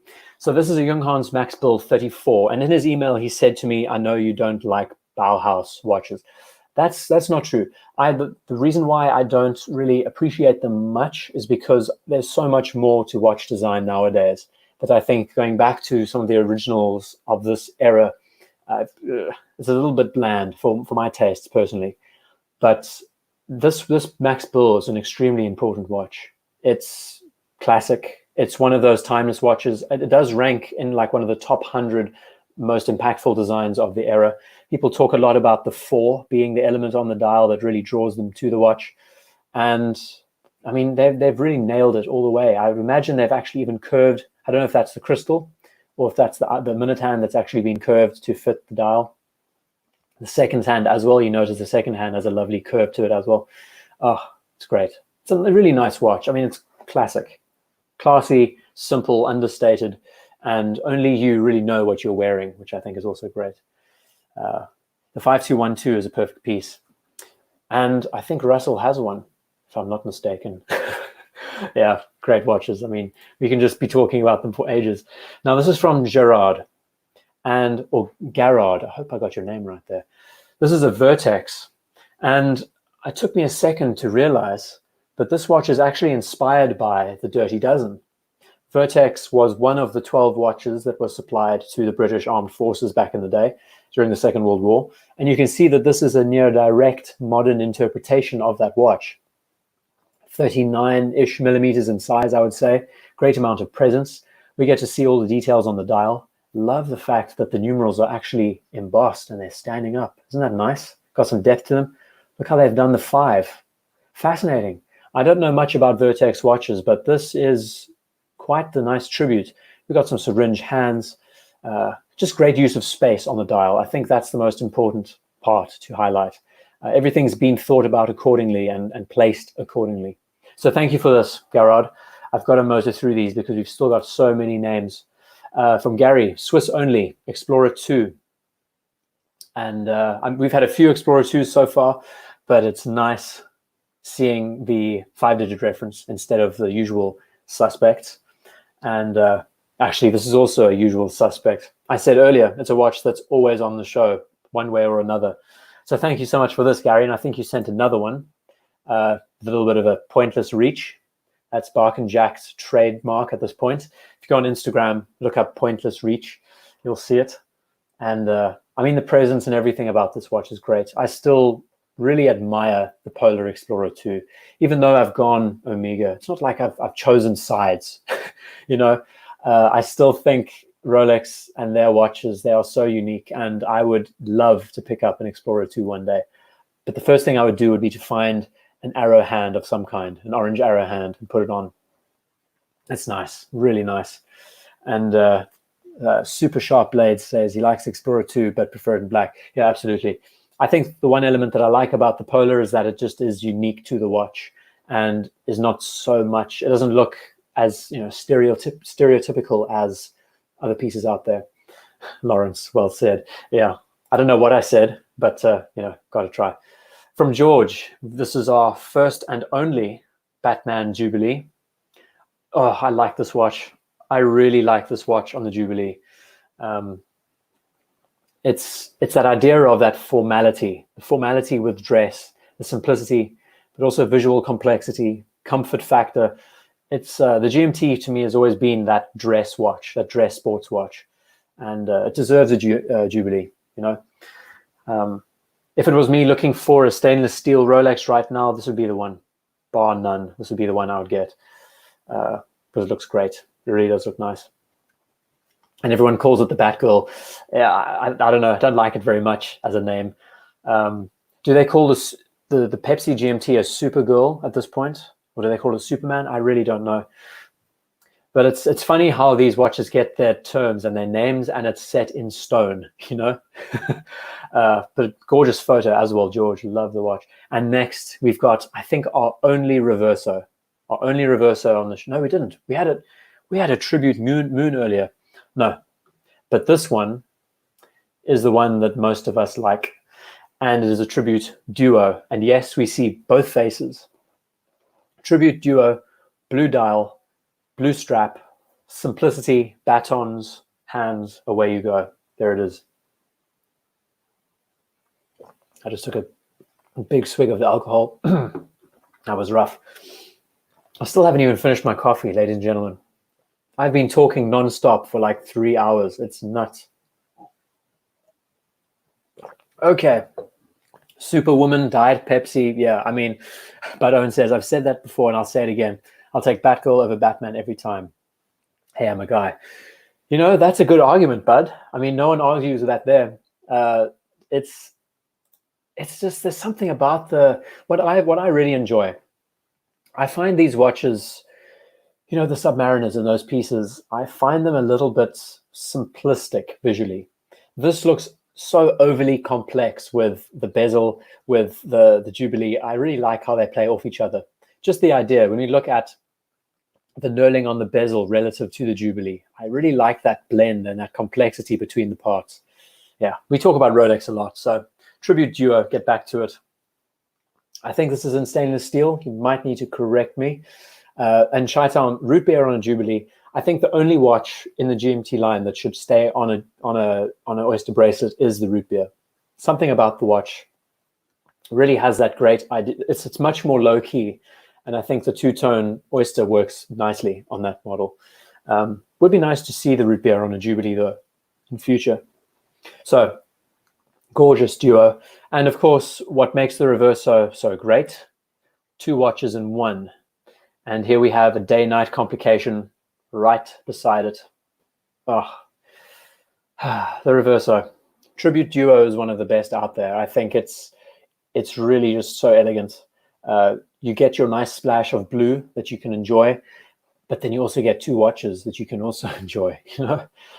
Day-night complication, simple, elegant. I mean, this is also just the layout and the placement of everything. Get a shea. It's one of the most interesting pieces. And Jerry, I'm doing fine. That's great. Nice to know. Thank you. I'm sure this will be exceeding 3 hours at this point. Maybe 3 hours 25. I really don't know. Sunburst engraving on the inside of the case. Yeah, absolutely. Sadly, we couldn't see the inside of the case here, but it is stunning. There's so many little things you can learn about the Reverso over time. Great history. I still think the tribute to 1931 is one of my favorites. But now that I have a 57, I'm quite over the need of a reissue watch, you know. Okay, this is from Goma, and Goma sends in a Seiko Samurai on a what was the strap? I can't remember the strap, but it's great to see a bit of Prospex action on the show, and It's very, what I see with this watch is that it's almost as if they took the turtle and they tried to modernize it for the modern person. It's much more of a futuristic piece with the handset, with the batons, the balance on the dial, and everything else. Not to everyone's tastes, of course, but there's some nice details, like the knurling on the crown. Looks almost like a billeted steel, you know. And we see it's got a bit of blue, it's got a bit of gray contrast, matches very nicely with the strap. Great looking watch. So thank you, Goma, for that. Next, we're moving to Graham, and I think it's another shot of his Milgauss. Okay, so Graham, again, in the beginning of the show, we were looking at this piece, and nice. I saved this because seeing it in the light outside, you get a better idea of the matte dial and everything else. The dwarf hour hand, absolutely, Eric. It does look nice. Paul Asher, he says, evening, I bought the 225580 Seamaster as a wear anytime watch. Amazing superluminous, great for insomniacs. The 2255 blue dial, if I remember right, it's got a blue dial and it's got a polished steel bezel. You can correct me on that. The 2254, that whole family, I think, are some of the best. And in fact, there's going to be one on the show very, very soon. And looks great on the rubber, as Russell says. It is a really nice looking watch, just paired with, this is a rubber B, I think, if I remember right. You get to see the matte dial, you get to see all the little accents, the orange, the faux patina, whatever you want to call it, the tropicalized effect. Milgauss, highly recommend. Oh, you won't believe this. How is this for craziness? Paul, you've just spoken about the 2255, and I've just spoken about the 54. There's the 54. Like, quite literally, we've had some good luck on the show today, talking about Explorers, and I was saying, you know, the 1016 is great, I'd love it, and that being the next watch in the lineup. 2254, and this was sent in by Harry, and Harry's done a very interesting thing here. He has put the watch on various straps, some on Phoenix, some on Bark and Jack straps, others on mesh. This looks like an Omega strap he's got here. I think this was the original photo that he sent me a while back. And on a bracelet, of course. 2254, I mean, this watch also was a big contender for me when I was choosing my watch. And the one thing that really pulled me away from it, there's a few elements. The helium valve, I don't really enjoy, and the big numerals on the bezel, I think is a little bit excessive. But overall, you will not find a greater tribute to the original MOD Seamaster today. I think this one really does do something unique. You could say the Planet Ocean pays tribute to the original pieces of the time, but I think this one does it a bit better in a few ways. If they wanted to improve this watch ever more, they could probably put a 369 on the dial, call it a day. And Omega, if you're listening, please do us the honor and reproduce this watch in a similar styling to those MOD watches. You will have a smash hit. One of the best watches I've tried is one of those, the reference 145 dot something, a 60s era Seamaster, with the professional style case made for the Ministry of Defense. And it really is something. Great amount of presence. Omega never listens to us. Actually, Chi-Town, I think they do a lot of the time. It's just, you know, they also have markups. They definitely, of all the companies out there, they tend to be ones who do appreciate feedback from the community, and if enough people beg and moan, then might be lucky. This is from Hussein. He sends a Longines. It's a Longines Evidence chronograph. Now, I have no idea what this watch is, but I really like the case styling on this piece. Tourneau shape, right? And this finishing, I don't know how they got the dial to look like this Skillet effect. Has that actually very Cartier Roadster, if I'm not wrong. Lawrence, off to bed. Pity, you're quite close, actually, aren't you? Kind of close to your watch being shown, but it's the case design, exactly. It has that Roadster, Cartier Roadster styling to it. Oops, let's get back. And it's nice seeing a chronograph integrated in there. The balance is nice with the Cartier-esque numerals laid out there. Too much Rolex. Okay, going to carry on going through. This is nice. Thank you so much for sending this in, Hussein. We've been running for almost 3 hours at this point. Oh my soul, I've got so many watches still to show. Okay, I'm going to speed through. This is from Jamie. He said a thank you.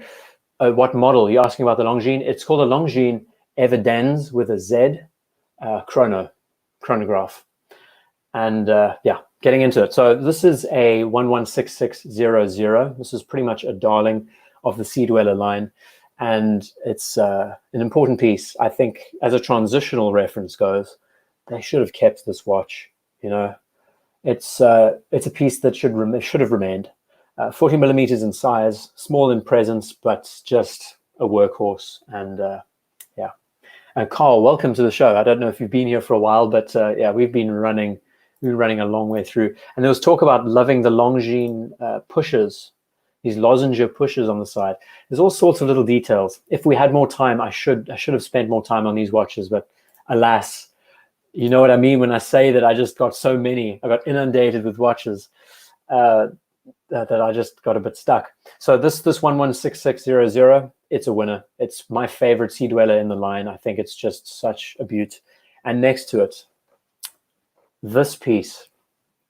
Don't tell anyone, but I'm secretly thinking of getting my dad one of these watches.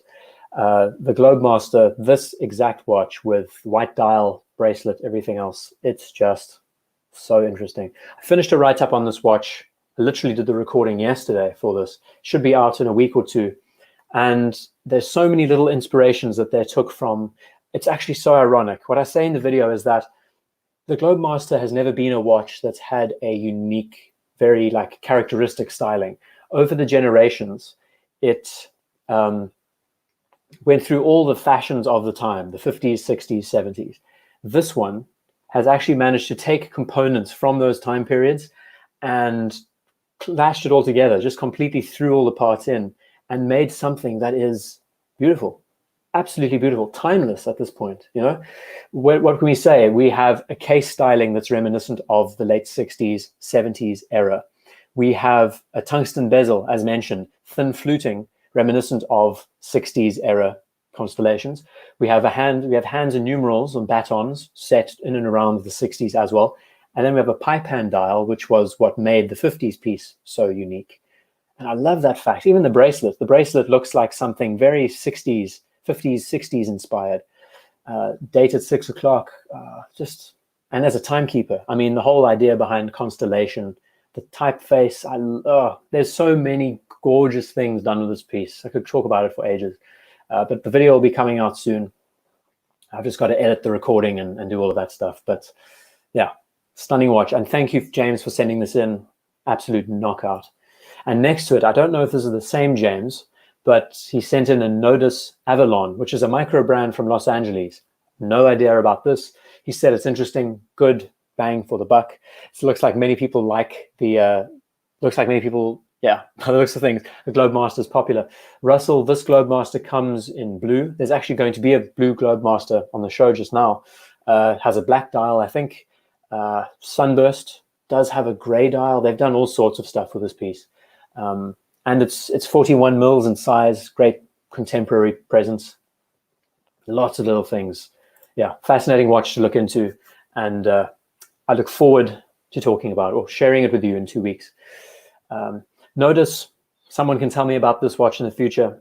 Maybe James can give me more details about this in the next email. I don't know.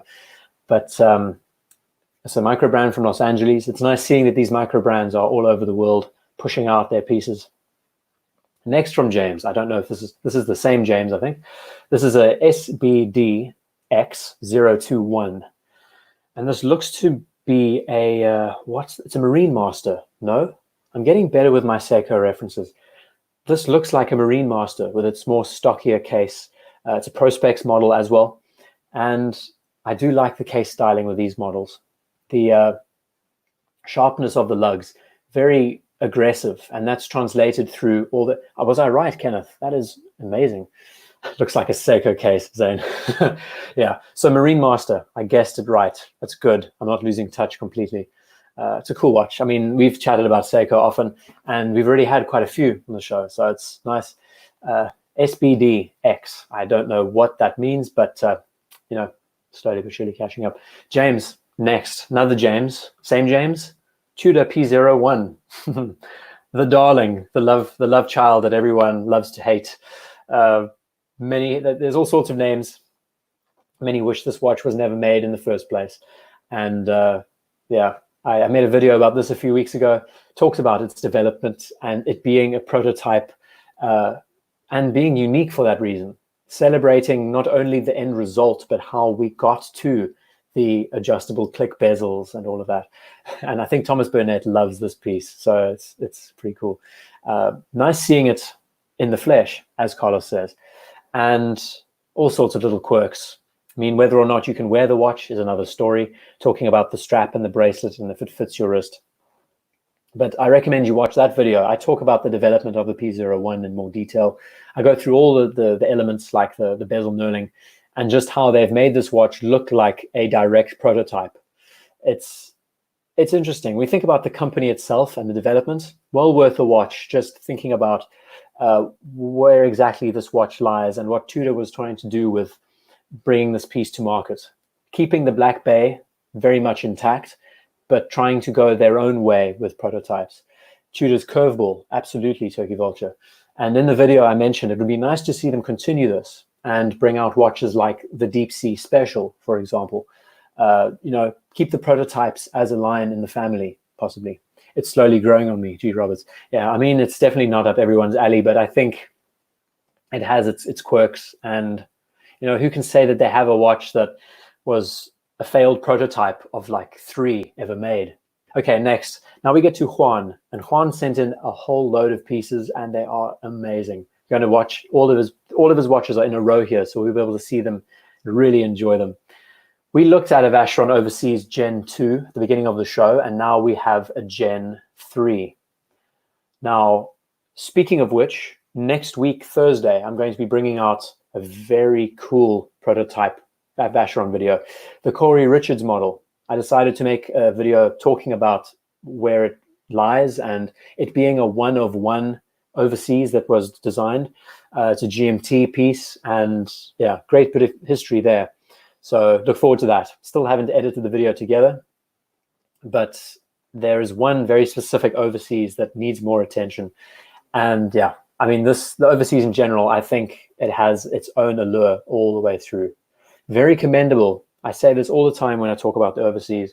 Very commendable that a watch like this can stand shoulder to shoulder with the Royal Oak and the Nautilus, even though this is a 3rd generation and the others are veterans at this point, you know. And talking about the strap and the bracelet, yeah, with the quick release, you have they supply you with rubber and leather, so you could wear this every day for everything. And you know, it's one of the Holy Trinity. Amazing complication, the movement, the details. It's a stunner. Okay, I'm going to carry on. Have a hard time with that bezel. Yeah, I think that's the one element. It is, you could say it's kind of kitschy, that every element of the Maltese cross is translated through the bracelet, through the bezel. I kind of like it. There's a bit of a tie. It links to the 222 in a way, the original, before we even got to the overseas line. I don't know. Nice piece. I really enjoy it. As a modern contemporary watch, I think this watch will last a long time into the future. Only issue with the VC is it wears so big, and it's a 41 mil. Because it's an integrated case and bracelet, I'm sure it would be a bit of a problem. Same with Royal Oaks. You can either wear them or you can't. I think that's the problem. For some reason, Joe jumped in. He sent me an EC Anderson. I don't know anything about this brand as well. It's another one of these posts that I just saved quickly. And what I do like is this cream contrast on the dial. An orange hand. We've got some Datejust inspired motifs, integrated case and bracelet. Yeah, it's a nice looking watch. Nice seeing this piece. Has a bit of a adventurer-esque aesthetic. It's a micro brand of some kind. I don't know the story about EC Anderson, but commendable when people are actually going out of their way to create these pieces and try new things. Swedish, Eric Bell, I really don't know. You must highlight it. And there's a bit more talk about the overseas. Let's get that back up. Founders Times Capital says, overseas is an awesome watch. The bezel matches the bracelet. It's great. Watch to wear, have it in black. Black does look great. I mean, real tuxedo. All these little elements. I mean, just, whoops, Magic Mouse. Again, it's having a bit of a hormonal time. These indices, this directly translates from the patrimony. Look up Vacheron patrimonies, and you'll see that the way they've arranged the batons, virtually identical thick at the quarters, thin on the sides. Lots of little details you can highlight with this watch. It's nice. Okay, Juan, we get back to you, sir. 5196 Rose. So we've seen a vintage from 52 Calatrava, and now we see the modern. And yeah, I mean, there's few who could deny that this is one of the most important watches that the family has ever made, probably will ever make. And it's the simplest. You could call it the entry level, but I mean, come on. It's all you need as far as dress watches go. And it's what's nice about it is it's not very understated, actually. It does have a great wrist presence, but also the colors, the way the dial works with the case. And it just stands out. It actually has a way of standing out in its own way. Very unique. Entry level, exactly. You can't say that about any brand, Patek, any of the horology brands. But if I'm not wrong, this is the supposed entry level to the family, which is pretty hilarious. It's just beautiful. You can't ever go wrong. And it's such a good photograph. We get to see all the details on the dial. One element that I really enjoy about this watch is they don't skimp on the details. The fact that every single minute has a little hob nail, whatever you would call it, be a hob nail on the dial, right? And at the numerals, you can see it's slightly bigger, ever so slightly bigger. Great attention to detail. And it's a dress watch that's so nice. I hope you're getting it in good quality here. What's so nice about this piece is that it's spare of detail, yes. It's not overly complicated, but it does have a lot of visual complexity to it. I mean, they could have not included hobnails around the dial. They didn't have to include lines on the case on the dial for the second hand. The fact that they have all of those components together, just the finishing on each baton and the Dauphine hands, how they catch the light at different angles, visually complex. I think that's a very important aspect to any watch. And yeah, look up the dress watch dictionary. Exactly. Okay, next from Juan, 214270, of course. We've seen a few of these already on the show. It's always nice to see the lume as well. Blue highlights.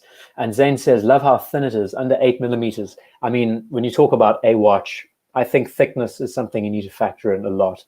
Another reason why I picked up this little Seamaster, it wears under 10 mils really on the wrist. It's so flat in profile, even with a coaxial movement. You seldomly see this watch loomed up, so that's a nice piece of information. And Juan again sends another shot. He takes some amazing photos. I really hope to get more from him in the future. Great seeing what he has in his collection. And you get to see some good depth to the dial in this shot. There's that one that is so under the radar. Yeah, exactly, Dylan. So yeah, nice looking piece. We've spoken about this at length already during the show. And slowly but surely going through Juan again, we've got a few more from him. Black Bear 58. We haven't featured. No, we did. We featured a 58 at the very beginning of the show, actually. And this one's on the NATO strap. Again, we get to see the texture on the dial. We get to see the balance. Dear Artifact saying that this is a watch that pretty much addresses what everyone wanted, and that's why it's so popular. Very good point from him. And there's just nice details like the triangle being elongated, reminding us of that 70s era dial layout that we knew. Of course, the one element that divides me with this watch is the round plots and the snowflake hands. It'd be nice to see this watch with a snowflake dial as well. It would be great if Tudor just did that. It might be a lot more attention drawn to the watch from the outside world. I don't know. But I mean, this watch has been spoken about to death as well. And last but not least from Juan, I find it quite funny. We've had lots of Speedmaster professionals, and they all look like they've been Hesselites. We've got a professional on the left, and we have a 116500 LN Panda Daytona on a Everest. Is this an Everest strap? Please correct me. But I mean, talking about Battle of the Chronographs, oh, what a pairing. What a pair off. Leaves the Daytona to the last.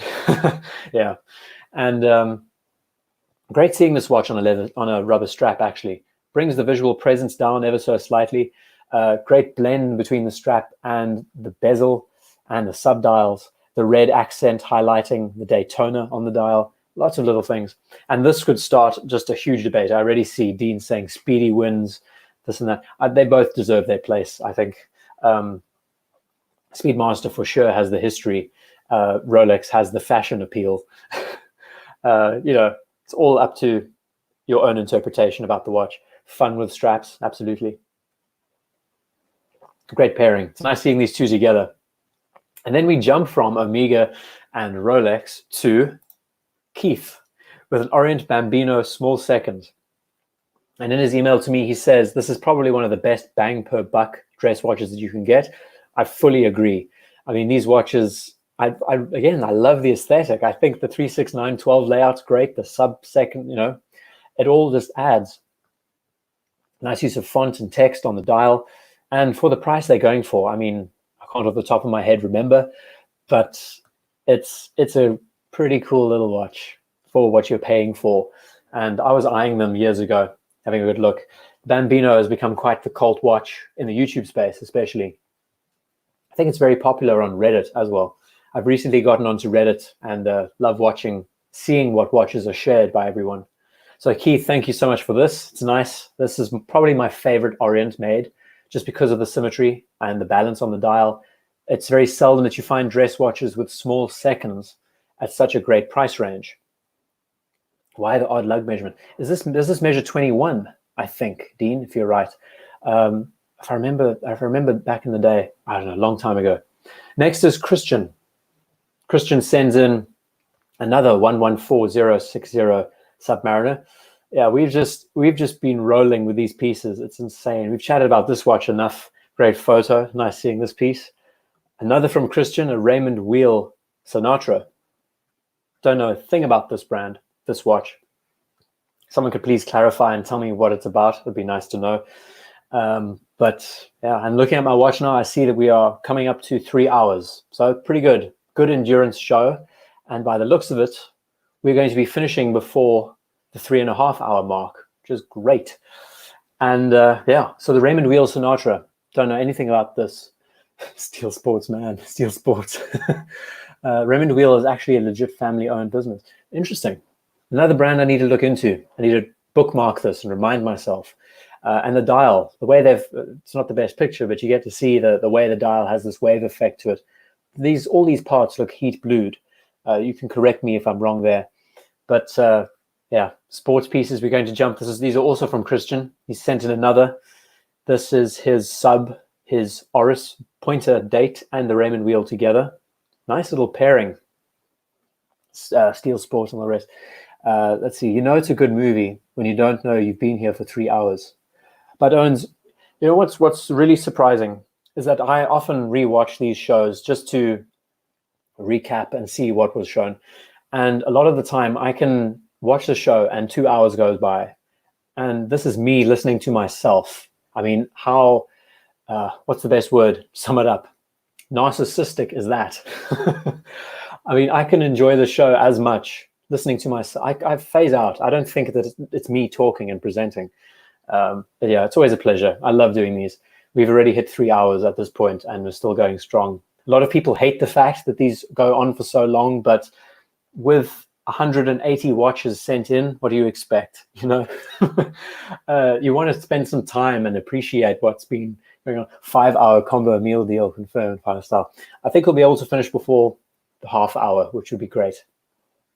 Nice little set. I like seeing the sub on a different strap. A lot of people are very against the idea of the Submariner being put on leather or a different strap in general, because they just say the bracelet is top notch and it shouldn't be changed out. But I think it deserves a bit of a change. It is a one watch collection. No such thing. That whole idea of one watch collection is rubbish. That is a one watch that you could wear for anything. And it's nice seeing it in a different environment, different materials, etc. Dog Bear Global, got to run. Pleasure having you here. We have been really going for it today. It's intense. I can't actually believe that we're still rolling. Let's see what else is going on here. Again, I've tried my best to keep up with the chats, but I'm slow because I'm having to present. Zane, you never get tired from a favorite. And that's another thing. I mean, this hobby really is addictive. And because the show is very much like Russian roulette, I mean, I don't even know what's coming up next. It's nice seeing that level of variety and just what might be up next. And trust me, we haven't gotten to the best stuff. I mean, we're still going, and there's some great, whoops, another from Christian to sub again. Let's see. The chat is just going like mad. There's a guy on Instagram who owns only a 5164A travel time, no other, Zane. And that's commendable, right? I think the travel time in the Patek line, the Aquanaut, if it was me buying an Aquanaut, that would be me. And that's all you need. It really is all you need. Water often kills the linen strap. Yeah, absolutely. I mean, you can't swim with this thing, but I mean, it's nice seeing it in a different, much more preppy look, you know. And then Christian also mentioned watches that he has sold over time that he kind of regrets selling, like his Hulk Submariner. He's been along the ride like all of us, this journey. And the one watch that he's really disappointed with selling was his Seamaster ceramic that he hopes to buy back. He hopes to buy another one of these. He really enjoys this watch. This transitional ceramic I find peculiar in a few ways. I've voiced my opinion before. No wave dial. The ceramic bezel, very peculiar with its no engraving. So what happens is that you lose a lot of the details in the light. But, you know, this is probably one of his first watches, and because of that, sentimental value. He also sold a grape, Oyster Perpetual, and a lot of these have been done to fund other purchases, as you know. Too old for two wheels. Thank you so much. And there's a few other chats I'm going to get to now. Thank you for the super chat. I must still cut off time today, but there's a great piece in my email. Thank you. Don't want to get it on, but have a read if possible. Emails from Nathan. Thank you so much. I'll be sure to do it. Whether today, during the week, I start saving. Come next week, I'll start saving the photos again, and the process continues for the following week's show. I really like that from Zane. I really like that point about the 5164 being an only watch. I mean, I can see it. It is a terrific piece, and I would love to talk about the watch in more detail soon, comparing it to the Calatrava in the family. Those two travel times, same complication, but the design factory at Patek is one of the best in the industry, I truly believe, because they can just do so much. Chip, it's an absolute pleasure. I cannot wait to look at your collection in more detail. It's going to be so good. Definitely want to put some time aside and do a write-up, like a bit more of a detailed discussion about the pieces that you have. And Carlos, thank you so much. Yeah, I mean, there's so many little details about the Seamaster that I just adore. And I hope to share it with you in the future. I definitely don't want to hold back everyone else, because the show has to go on, and there's just so much variety still, even as the show is going. So thank you so much, gents, for the super chat. It really means so much. And I'm glad that the 3 hours went by quickly, because it does for me too. Even though I'm doing all the talking, it really does feel like such a quick show. The first hour just disappears in seconds, you know. So this is also from Christian, Timex Marlin. I don't know if this is a brand new piece. This is not a vintage, but of course it's paying homage to the piece of the 60s, I would imagine. You see those numerals? Very much reminds me of the Glashütte original. What is the reference with those long elongated numerals on the dial? Someone can help me out there, maybe. I don't know. But love the gold, love the silver dial. Looks like a GO, exactly, but owns. Saying 3 hours and another 3 to go. Yeah, that would probably kill me. There was talk once about me doing an endurance, the Senator, that's it, the 60s. Yeah. There was talk about me doing an endurance stream and just how that would turn out. Don't know. So thank you for these, Christians. Great seeing these pieces. And Blue Shirt, thank you so much for joining, as always. And enjoy Archie's stream. I think he's about to start now at midnight UK time. The way homages should be, Andreas. Yeah, I think that's it. Hey? It's this by no means is busting the bank, but it's paying tribute to some of their original pieces and doing it well. Piece looks great. And I need to carry on. I definitely don't want this to be a 3.5 hour show. This is from Chrono Craze, and it's a Glycine Airman GLO 161. And they call it the number one, what is the name? The number one purist. Is that it? The number one purist. Thank you, Eric. And Mr. C, if you've just joined, or if you're on your way, oh no, you're still here, good. This is one of the original Airmans, which is also a piece that arrived in and around the 50s. And the Airman has a superb history. I'd love to talk about this watch as well, just what it has done for the brand. And there are all sorts of little quirks about the styling and the 24-hour scale. It's very much a pilot's watch through and through, you know. And also really enjoy the white starkness on the dial and the details there. I'm also noticing great little red track date window. Yeah, looks great. And on a NATO strap, it also looks terrific. Very toned down. You could wear this and no one would know. It's just a watch, right? It's just a watch. Great photo as well. Chrono Craze, thank you for sending these in. Really nice use of lighting. We get a good idea of the contrast and the texture and materials. And yeah, you can do so much with photography nowadays. Anyway, carrying on. This is from Lange, and it's a Seiko Turtle. And this is an original. And I can't remember the story fully, but I do know this is an original from him. Yeah, Mason, I did see your chat in the very beginning of the show. Yeah, I'll be sure to save everything that you have sent. And depending on how many watches come in for the next show, I'll weed out the ones that aren't as good and keep the better ones. So by all means, send me as much as you like, and I will place them out. Generally, I'm quite good with these, but some slip at times. Yeah, so Lane, this is one of his original. This is the original Turtle, and you can see it's seen some good wear. The tritium has faded over time. If you don't know, the Turtle is really that watch that really became a Seiko dive watch. It transitioned from the 6.2 or the 6.2 MAS to the Willard, and afterwards the Willard, which was used in Apocalypse Now. This is the watch that we now know today. And Red Sunday, very good, very good. That's strange. So that what happens. There's no actual placement of the character. It's just red. Interesting, Eric. Is that what they did back in the day? Me and Seiko's, I know some references and I'm just useless with others. So it's good to know. Lawrence, again, this is from Lawrence. I think he left a little while ago. Another shot of his Explorer. We've seen a few Explorers, which is quite interesting. And I think there's some more. But don't worry, the show is still going on and there's still some great stuff coming. Trust me, we've got some Pateks along the way. Okay. Now, coming up next, we're going to do a little bit of a deviation away from watches, and we're going to look at Les's guitar collection. Who likes guitars? I think most red-blooded males enjoy guitars one way or another. And Les, last show, 2 weeks ago, sent in some wrist shots with his guitars on the wall. And we all said, Les, what are you doing? Send us all your guitars. So he did. These are his acoustics, and sadly, we can't see them because they're on their side.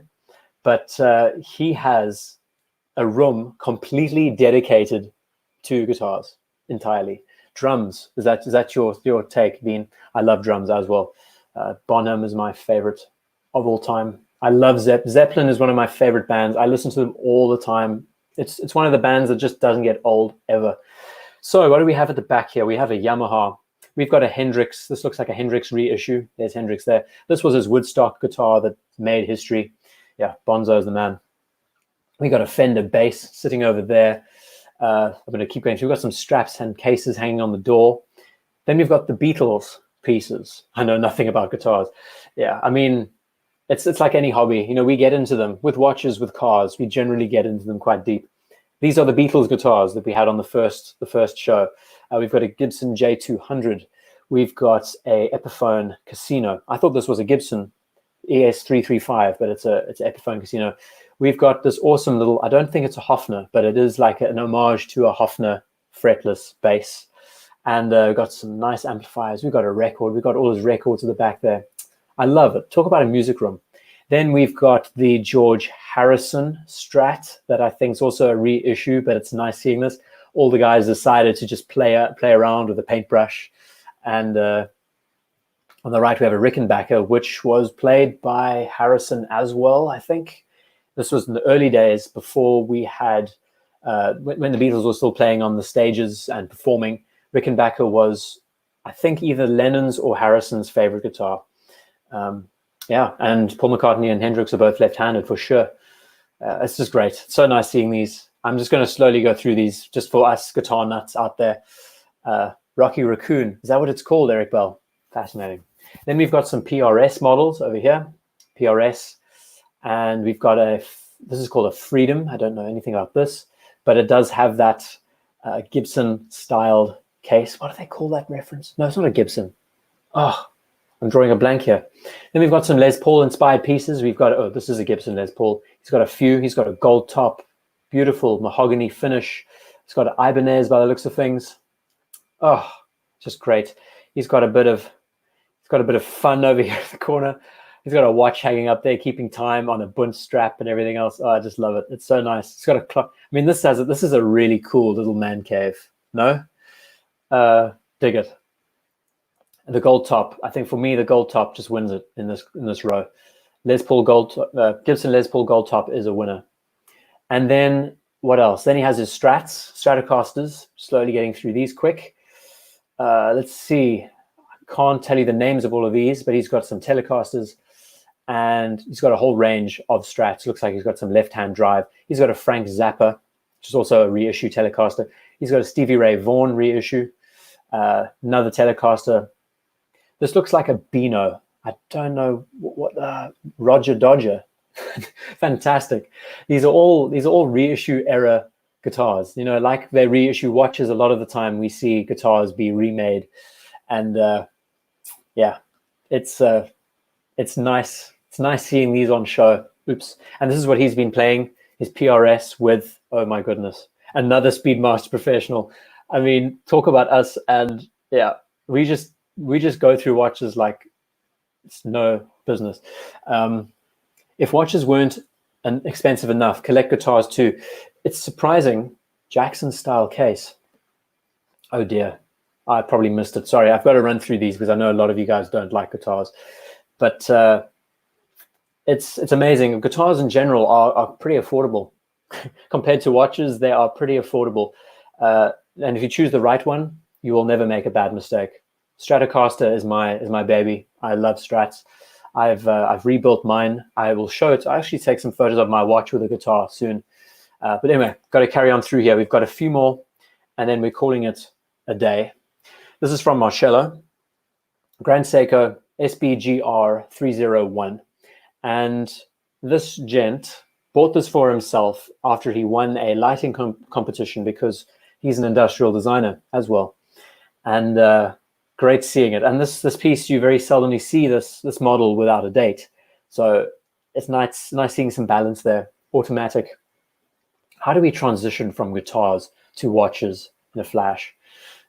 Just great. I really enjoy it. It's a lot of fun. This channel is a lot of fun. So thank you, Marcello. And then from Mariam, this is an IWC Pilot Bronze with a 7-day power reserve. I don't know the full reference. I'm going to get to you guys in the chat because I've been neglecting you. No date is great. It's nice seeing that on the Grand Seiko because you seldom ever see the watch in that layout. There's talk about Esquire and all kinds. We can talk about guitars one show. I don't know. I don't know how popular that will be, but nice seeing this. It's actually quite rare because you very seldomly see these pieces without date complications. And case, everything is just Grand Seiko all the way through. Again, I'll emphasize, it's a pleasure, Marcello. I can't believe it's amazing. You guys sit and actually listen to all of this and watch, and it's such a pleasure doing this, really. I'm going to be making a video on bronze watches and asking you to reach out to me and tell me why I should appreciate bronze as a material on the pieces. I just find it to be it's like saying I'm going to take steel over stainless steel for a watch. And yeah, it'll be a nice discussion. But this is a real big Pilot. I mean, it's got all the hallmarks, beautiful crown, lovely photo as well. Thank you for this, Mariam. We get to see all the little details, how the light, so Ratsu polishing. Yeah, that's a bit of a marketing gimmick at this point, I'd say. Now, Matthew in New Zealand, I don't know if you're still here, but he sent me a great little selection. This is a Seiko 5 SNZ G07 or G07 and a Heimdall. I Okay, I've been doing this for over 3 hours, so bear with me. It's a Heimdallr. It's like an homage to a Seiko tuner. Don't ask me a thing about this watch. But the Seiko 5 is nice. I like the white dial and the strap used. Very toned down and basic. Many people just love the Seiko 5 because it's just so versatile. And wow, GS without power reserve. Absolutely underachieving. It's funny. And then Matthew also sent in, oh geez, wrong Matthew. Matthew with his son decided on a Vostok Komandensky as his first watch. Komandersky? How am I going to say it? Let me try. I'm trying my best here. Komandersky. Okay, good. Got that right. And Matthew's based in New Zealand. I think I mentioned that, but it's great. And he's got his little Labrador at the back. And his son actually bought this watch with his own money as his first, and commendable. I mean, his son is pretty young, so it's nice getting into the hobby at that age, you know? Yeah, so it's great. Nice seeing these pieces shared. And then this was from Matthew earlier. Again, I have to emphasize the alphabetical order had a bit of a jumble, but we get to see the roulette wheel a little bit nicer. We get to see the presence on the dial and the batons and everything. James, thank you so much for the super chat. I cannot believe how long this show has been and how it's been going. I hope you've all enjoyed it as much as me. Definitely, I haven't spoken once about the bug, which I'm glad about, but really I hope everyone is safe and well, as James says. And nice seeing the dimensions of this watch. It's better spaced, nicely aligned, great level of polishing, rounded bezel. This is a gorgeous Datejust. Okay, running through. We've got about 15 minutes left, so I've got to run through these a bit quicker. This was a Timex Marlin sent in earlier, bought for $27. Forgive me. And TV style case that we had a laugh at earlier. This is from Radu, wearing a Casio quartz, and nice looking watch. Actually, oh no, missed it. There we go, back. Good effort. Yeah, a guy can only try, Eric. Thank you. So this is quite a nice looking watch. I like that contrast. White dial, black rubber, black case, black batons and hands. Nice seeing the blend. And you see how we go from Patek to Casio to Rolex and Omega. It's nice just jumping around. And yeah, really enjoy it. Anyway, going to carry on. Thank you for this, Radu. Next is from Rossi, and it's a GMT Master Pepsi. And this could be another Mark II. We've seen one of these already. But I can never tell with these bezels. This looks like it has a bit of a pink-purple bezel effect to it. And I can't believe we've featured 2 Pepsi GMT Jubilees, a Batman or Batgirl on a Jubilee. It's just nuts. Great Casio. Yeah, it's cool, right? I mean, as you throw on, you wear and enjoy. So thank you for this, Rossi. Always nice seeing a Pepsi. And next from Russell. Now, Russell is in the chat. Russell996, your watches are on the way. And he has shared some great Nautili with us this week. This is an anniversary. This was the 2016 edition, the 40th anniversary, if I'm not mistaken. It's all in white gold. It has diamonds. It's a brilliant usage of diamonds. I mean, when you look at this watch at first, you think, just a Nautilus. But those diamonds, those baguettes have been handled so masterfully. I don't think there's any other brand out there that handles diamonds so neatly. I mean, really, when you look at it from a distance, you think, just a 5711, whatever. Then you look in and you say, whoa, okay, baguette dial. We've got the tiny little engraved hallmark marking the anniversary. It is the 40th, right? I hope. I really hope. And then it's a full white gold case, bracelet, the whole deal. Serious collector's item. As on par with the golden ellipse we spoke about earlier. Yeah, I mean, there's nothing else that needs to be said. It is just stunning. And then next to it, also from Russell, and Zane says, a must-see in person. You really don't realize that they are diamond indicators. Amazing, right? One of the most subtle usage of diamonds. And then, of course, this model does also have, this is platinum? I think I'm getting confused. I'm pretty sure this model also has a diamond at the base of the bezel. It is just so good. One of the best diamonds used on watches ever. I think it's such a subtle approach. And then next, dare I say, the best Nautilus ever designed in history? Yes, Yes, I do. I'm going to go that far and say that the exposure is not very good, but you can get the gist.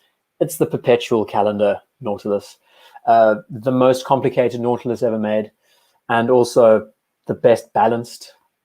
So many little details about this. Both Russell and Zane, you two guys should be brothers because your collections are basically, not identical, but your tastes are identical. So this piece was released in and around the same time as the Golden Ellipse. And I was going for artistic. Yeah, I'm not criticizing you at all. I'm saying that I can't pick it up very well on my screen. Let me, maybe I can adjust. No, if I adjust it, it'll take too much time. We've got a nice sunset in the background. It looks great. And this really is my favorite Nautilus, I think, in the family. That's not underexposed. It's moody. Exactly, Meeson. I don't know what I said. I'm on a coffee high here right now. Gorgeous. I mean, you can't go wrong with this watch. Of all the Nautilus watches out there, this one is a gem. It really is. And the next slide, we will actually see. Oh, there we go. That's a bit easier to tell. How's that for a pairing? I know many don't enjoy the Nautilus. They find it strange and peculiar. I definitely do as well. It's sad that it's become such an overly hyped watch nowadays, but these are incredibly special, whether you like Nautilus watches or not. White gold, anniversary on the left and brilliant. You can actually see the use of the diamonds on the dial now, much better. And then on the right, we have a perpetual calendar. So nicely balanced, no date window, nothing jarring. It's amazing that it took them this long to incorporate this complication into the watch, because it's not exactly difficult. This complication has been around for a long time. I don't know the reason why. Platinum on the left. Thank you, Russell. Platinum on the left. So I was right, I think, that it has a little diamond at the base here. What a pairing. What a pairing. But of course, you have to enjoy the Nautilus to enjoy the watch. I think it does have something special to it. And Zane says the only difference is the Lange love. I'm with the Pontiff screaming Patek only. Okay, so we're jumping from the Nautilus to a Tag Heuer. It's a great looking watch. It's a reference WN1110 from 2003. It's a great looking watch. Nice integrated bracelet. Like the bezel, the numeral placement. Tag Heuer made some cool stuff. Of course, it's divisive and polarizing, and it's Tag Heuer, but sometimes watches can be designed well and they're not from haute horology makers. I think this is a very good example of that. The bezel looks like it can rotate. Good grip there. And that was worth the wait. Yeah, trust me, there's more. Zane's collection is coming up soon. You will see 4 of his watches very soon to end off the show. Okay, going to carry on here. Sam, the 2254. This is another 2254 sent in by another gent. And you really get a good understanding of the wave dial on this piece.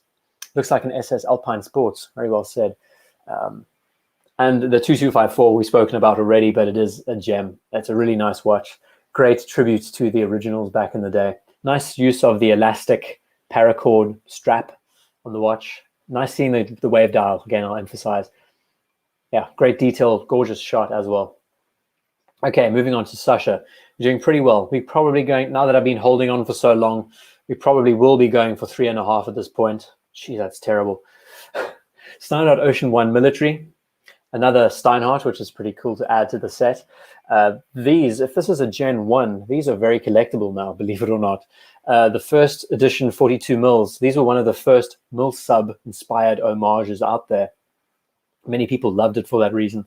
And now they sell for double retail, which is just ballistic. Crazy. I mean, you can wear this watch every day and with no problems. It's a modified, it's just a generic ETA. They've done a few little modifications here and there, but we've got a Bond-inspired RAF NATO strap. And moving through, we've got a few more names here. This is from Söhne. Nice seeing that he's got the background on display ready to go. It's always cool having a bit of context there. And he's rocking a ceramic Seamaster with silver dial, blue bezel. It's great to see that this watch is getting love and attention. I find it very peculiar, kind of visually unfinished in a way, but to each their own. Their tastes all different. If I ever win the lotto, I'm going to end up with a massive watch collection. I just want everything. Yeah, Mason, I think we're all the same. He's been waiting for hours. Yeah, he must. I think he took this yesterday. So yeah, I normally post 24 hours before the show. I put the premiere up so everyone can get notified. I've already told my wife that. That's so funny. So thank you for this, Söhne. And then to Tarek. Now, Tarek is someone, he calls it, his username is Leberuhren. And he only, for the most part, he's only been sending in IWCs to us. And I really like this piece. I don't know the reference to this model specifically, but it's just gorgeous. It's so simple and elegant. He sent in a few, and I've saved a couple. Let's see, where's a good one? There's a good shot. Over the past few weeks, Tarek has only been sending in IWCs, Leberuhren, yeah. And it's so nice seeing that combination. I would love to do a collection review for him, focusing only on his IWC pieces. Just seeing that blend and the clash of the details that he likes. I think he's got a Portuguesa, he's got a Pilot chronograph, and he really just enjoys the German aesthetic. This is a beautiful watch. Really is probably one of the best IWCs I've seen on the show. Brand ambassador, absolutely. I think this is the best IWC I've seen on the show tonight, or wherever you are in the world. Love that balance between the numerals and just that every baton is accounted for and polished and nicely placed. Thank you for this, Tarek. We're getting to our final Globemaster from Tillman. And I think Russell asked the question, do they come in different colors? Well, this is the blue sunburst finish. He's wearing it on a NATO-inspired strap. And what is crazy, and you just, thank you, Söhne, thank you so much. Just lost my train of thought. What was I saying? Tillman owns a Generation 1 Lange 1 from 1995. The watch has literally doubled in price since he bought it. And yeah, I'd love to have it on the show again. It's really, it was quite the showstopper when we began Wrist Shot Week a couple of weeks back. But the Globemaster, it's an underrated watch. It really is. Talking just about the movements, the Meta certification, it's got a twin barrel spring setup. What else? Coaxial, obviously. Long power reserve. Great piece of work. And they've always wanted to keep to that standard. The whole idea behind the star is that utmost precision. It's one of the most precise watches that the family makes, which is why it's pretty expensive, actually. Because the movement just goes under severe, it's like metas times 10 when it comes to tolerances and just how the levels, the rigors of the test that it goes through. Okay, finally, we've got a few more. This is from Tanku and Fauzi. We know him colloquially as Fauzi. Sends in another JLC, but this being a master control. And he picked this up in South Africa when he was traveling across there. He and I connected. We actually lived up the road from each other. It's crazy how the world works. But when I was living in South Africa, he lived quite literally a stone's throw away from my house in Cape Town, which is just nuts. I mean, you don't know where the next watch enthusiast is. And he still commutes there often to see family and everything else. So he bought this watch as he traveled. And yeah, it's beautiful. I mean, a master control, JLC, again, those details of the 369 placement, the date window, handset. He looks like he's been taking photos all around the house of the watch. We're all quite bored at home. Here we go. This is the best. I think this was hilarious. It's got some hand sanitizer on the table. This is great. You know, it's always great. Nice bit of fun there. Okay, moving from Tanku. Thank you so much for sending these in. We've gotten to the last six, the final six, and we might. You're never more than 5 feet away from a watch enthusiast. Did I say that, Johnny? I should say 5 miles. 5 miles away, I should say. I'll change that statement. So thank you for these, Tonku. I love this. This is pretty entertaining. Next is Watch and Pray. I'm sure he's in the chat. He sent in a Breitling Navitimer Honor. Hold on a second. Honor Flight Pearl Harbor. So I'm guessing this watch pays tribute to Pearl Harbor from back in the day. It's an anniversary piece. We haven't actually featured any of these Navitimers on the show, which is nuts, right? Great seeing that, the blue highlights. I find this watch peculiar in a few ways. The slide, there he is, he's on, Watch and Pray, thank you. The slide rule I find very peculiar with these Navitimers, but that's what makes it a Navitimer. Nice seeing, I like that yellow highlight there on the B. And we've got a clear case back. Be nice to give a bit more information about just what this Navitimer was about. Was it a special edition USA Honor Flight? Okay, so it definitely was for the honor of Pearl Harbor. Great on the leather strap as well. And he shows me the side shot to get that, to understand the bracelet, no stretch. Is that a big thing? Does that happen often with these pieces? I don't know the age of this watch, but it's nice seeing a no stretch shot. We should like hashtag this, no stretch. Yeah, I love this photo. Nice seeing it on a jersey. I think I own one just the same as you, same color, everything. Nice seeing the blue accents and the highlights. And even here, it doesn't say chronograph, doesn't say Navitime, it says on a flight here, which is a nice little callback. Great red highlights, red accents. It is a really nice looking Navitimer. It definitely, is it a veteran's watch? Please, by all means, watch and pray. Please cover that watch in more detail. And we watch guy, if you're still here, we're getting to you next. We've just passed the half-an-hour mark. I've been dragging on for so long. Wisconsin watch guy sending in a lovely CHNR. And it's just one of those undercover sleepers. I think it's a really, really stellar watch. One of the best that Rolex makes at the moment. Reed says, on a flight, honors the veterans and flies them to Washington, D.C. to visit the memorial. I see. Thank you, Reed, for that. So from 2012, okay, good. I'm learning a lot here, ladies and gentlemen. So the CHNR, we end off, this is our final Rolex for the show, and we're now going to end off with Zane's 4 watches that he's sent in. Zane's done a great job with his pieces. So we've saved some of the best for last. I wouldn't say the best, but some stunning pieces. We've looked through everything, as always, as it is. Rose gold Rolex next watch. That's what I'm thinking. Yeah, Bud Owens, I'm really considering it, maybe 5 years from now. I think this could be me. As far as Rolexes go, this does it. I mean, the GMT complication, two-tone, brown. If anyone's willing to donate a watch to the channel, I'll happily pick up one of these. CHNR is definitely on the top of my list for many reasons. Okay, Zane, here come your pieces. Are we ready? 5712 Nautilus. Now, interestingly, Zane and Russell both sent in their Pateks today, but with a bit of a twist. Zane sent in steel, he sent in a steel 5712. I think he also sent in a rose gold variant. No, he didn't. But we're going to enjoy 2 Nautiluses and 2 Aquanauts before the show ends, and then we'll call it an evening or a day, wherever you are in the world. The 5712 I felt very peculiar, but when trying on the 5712R, yeah, I was struck by it. It really is something special. And it's almost like Patek giving the middle finger to the idea that you can be both a sports watch and have dress watch components to it, That was really what they were going for with this piece, I believe. This complication, we've got a 48-hour power reserve, we've got 60 minutes, we've got a date, moon phase. Yes, it's very peculiar. There's some beauty to the asymmetry on the dial. It's definitely one of the most peculiar Nautiluses in the family. And next to that, here we go, ladies and gentlemen, we have a 5980R. Now this is real heavy-hitting stuff. I mean, it's just beyond. If Zane is still here, I hope. It's incredible. They did a great job with this watch. The only gripe I have with this complication is, wouldn't it have been better if these pushers were incorporated into the crown guards instead?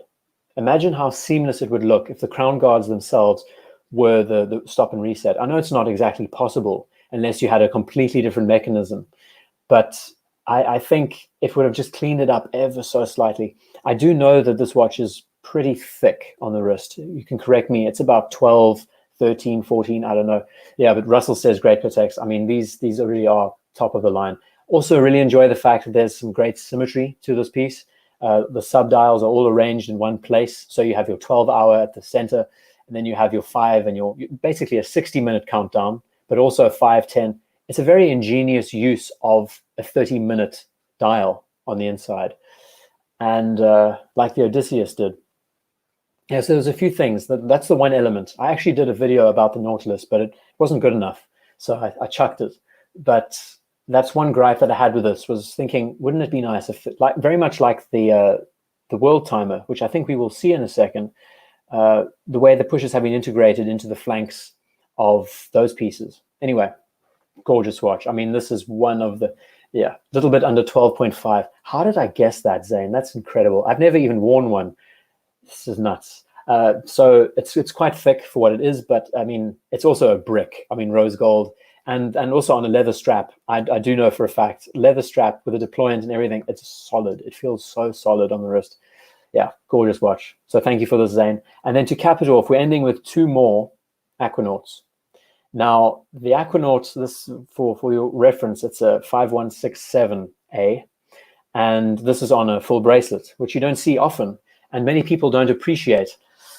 I'm on the side where I don't really like the bracelet on the Aquanaut. Sue me, I think rubber on the Aquanaut just cleans it up so nicely.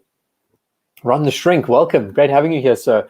We've now been rolling for well over 3 hours at this point, and we are coming to a close. So, yeah, again, this is probably just pedantic designer me saying that I prefer the bracelets on the Nautilus and the rubber on the Aquanaut. I've tried on one of these and a 36mm with an olive drab strap, and yeah, olive on this watch is also something. I don't know if you have a hand grenade, Zane, but if ever you do, it'd be great to feature it on the show. But it's a very intact watch. I think what they've done so well, this the dial and the numeral placement and the thought that's gone into all of this. Great amount of texture. The numerals themselves are gorgeous. Nice. They're not polarizing, you know. They don't have filigree attached to them. They don't have serifs or anything like that. They're just plain, simple, natural, very military inspired. It's almost as if they were thinking a lot about how they could incorporate a more military inspired aesthetic into their watches when they brought them out. And this piece debuted in the 90s, if I'm not wrong, the original Aquanaut. It's a great watch. It's just I much prefer it on the rubber strap. I think the contrast is a bit better. And the strap itself, of course, speaking value-wise, it's much better to have a bracelet because you can sell it for a lot more if that was ever you. Did I say fenugreek, Shaitan? I don't know. Filigree? I don't know what I said. Yeah, but it's gorgeous, Zane. Thank you. And then finally, last but not least, another Aquanaut, except this time it's in rose gold, 5167R.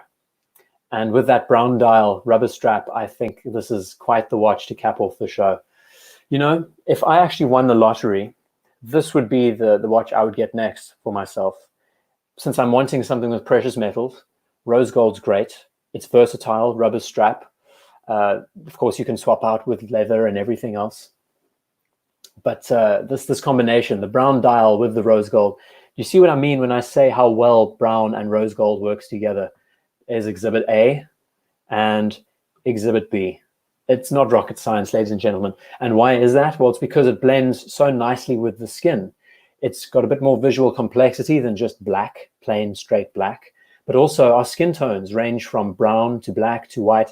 And in that, you can really meet all sorts of criteria with just how well it blends in with what you're wearing, all sorts of details like that. But yeah, I mean, that's the show, ladies and gentlemen. We've been running for well over 3 hours at this point. And yeah, I have the second gear that I kick into about 2 hours in. And now I'm probably not going to sleep for the next 3. So this is great. So what I'm going to do, I'm going to end on this watch. I'm also going to just pull up the little Seamaster one more time, just to gloat a little bit more.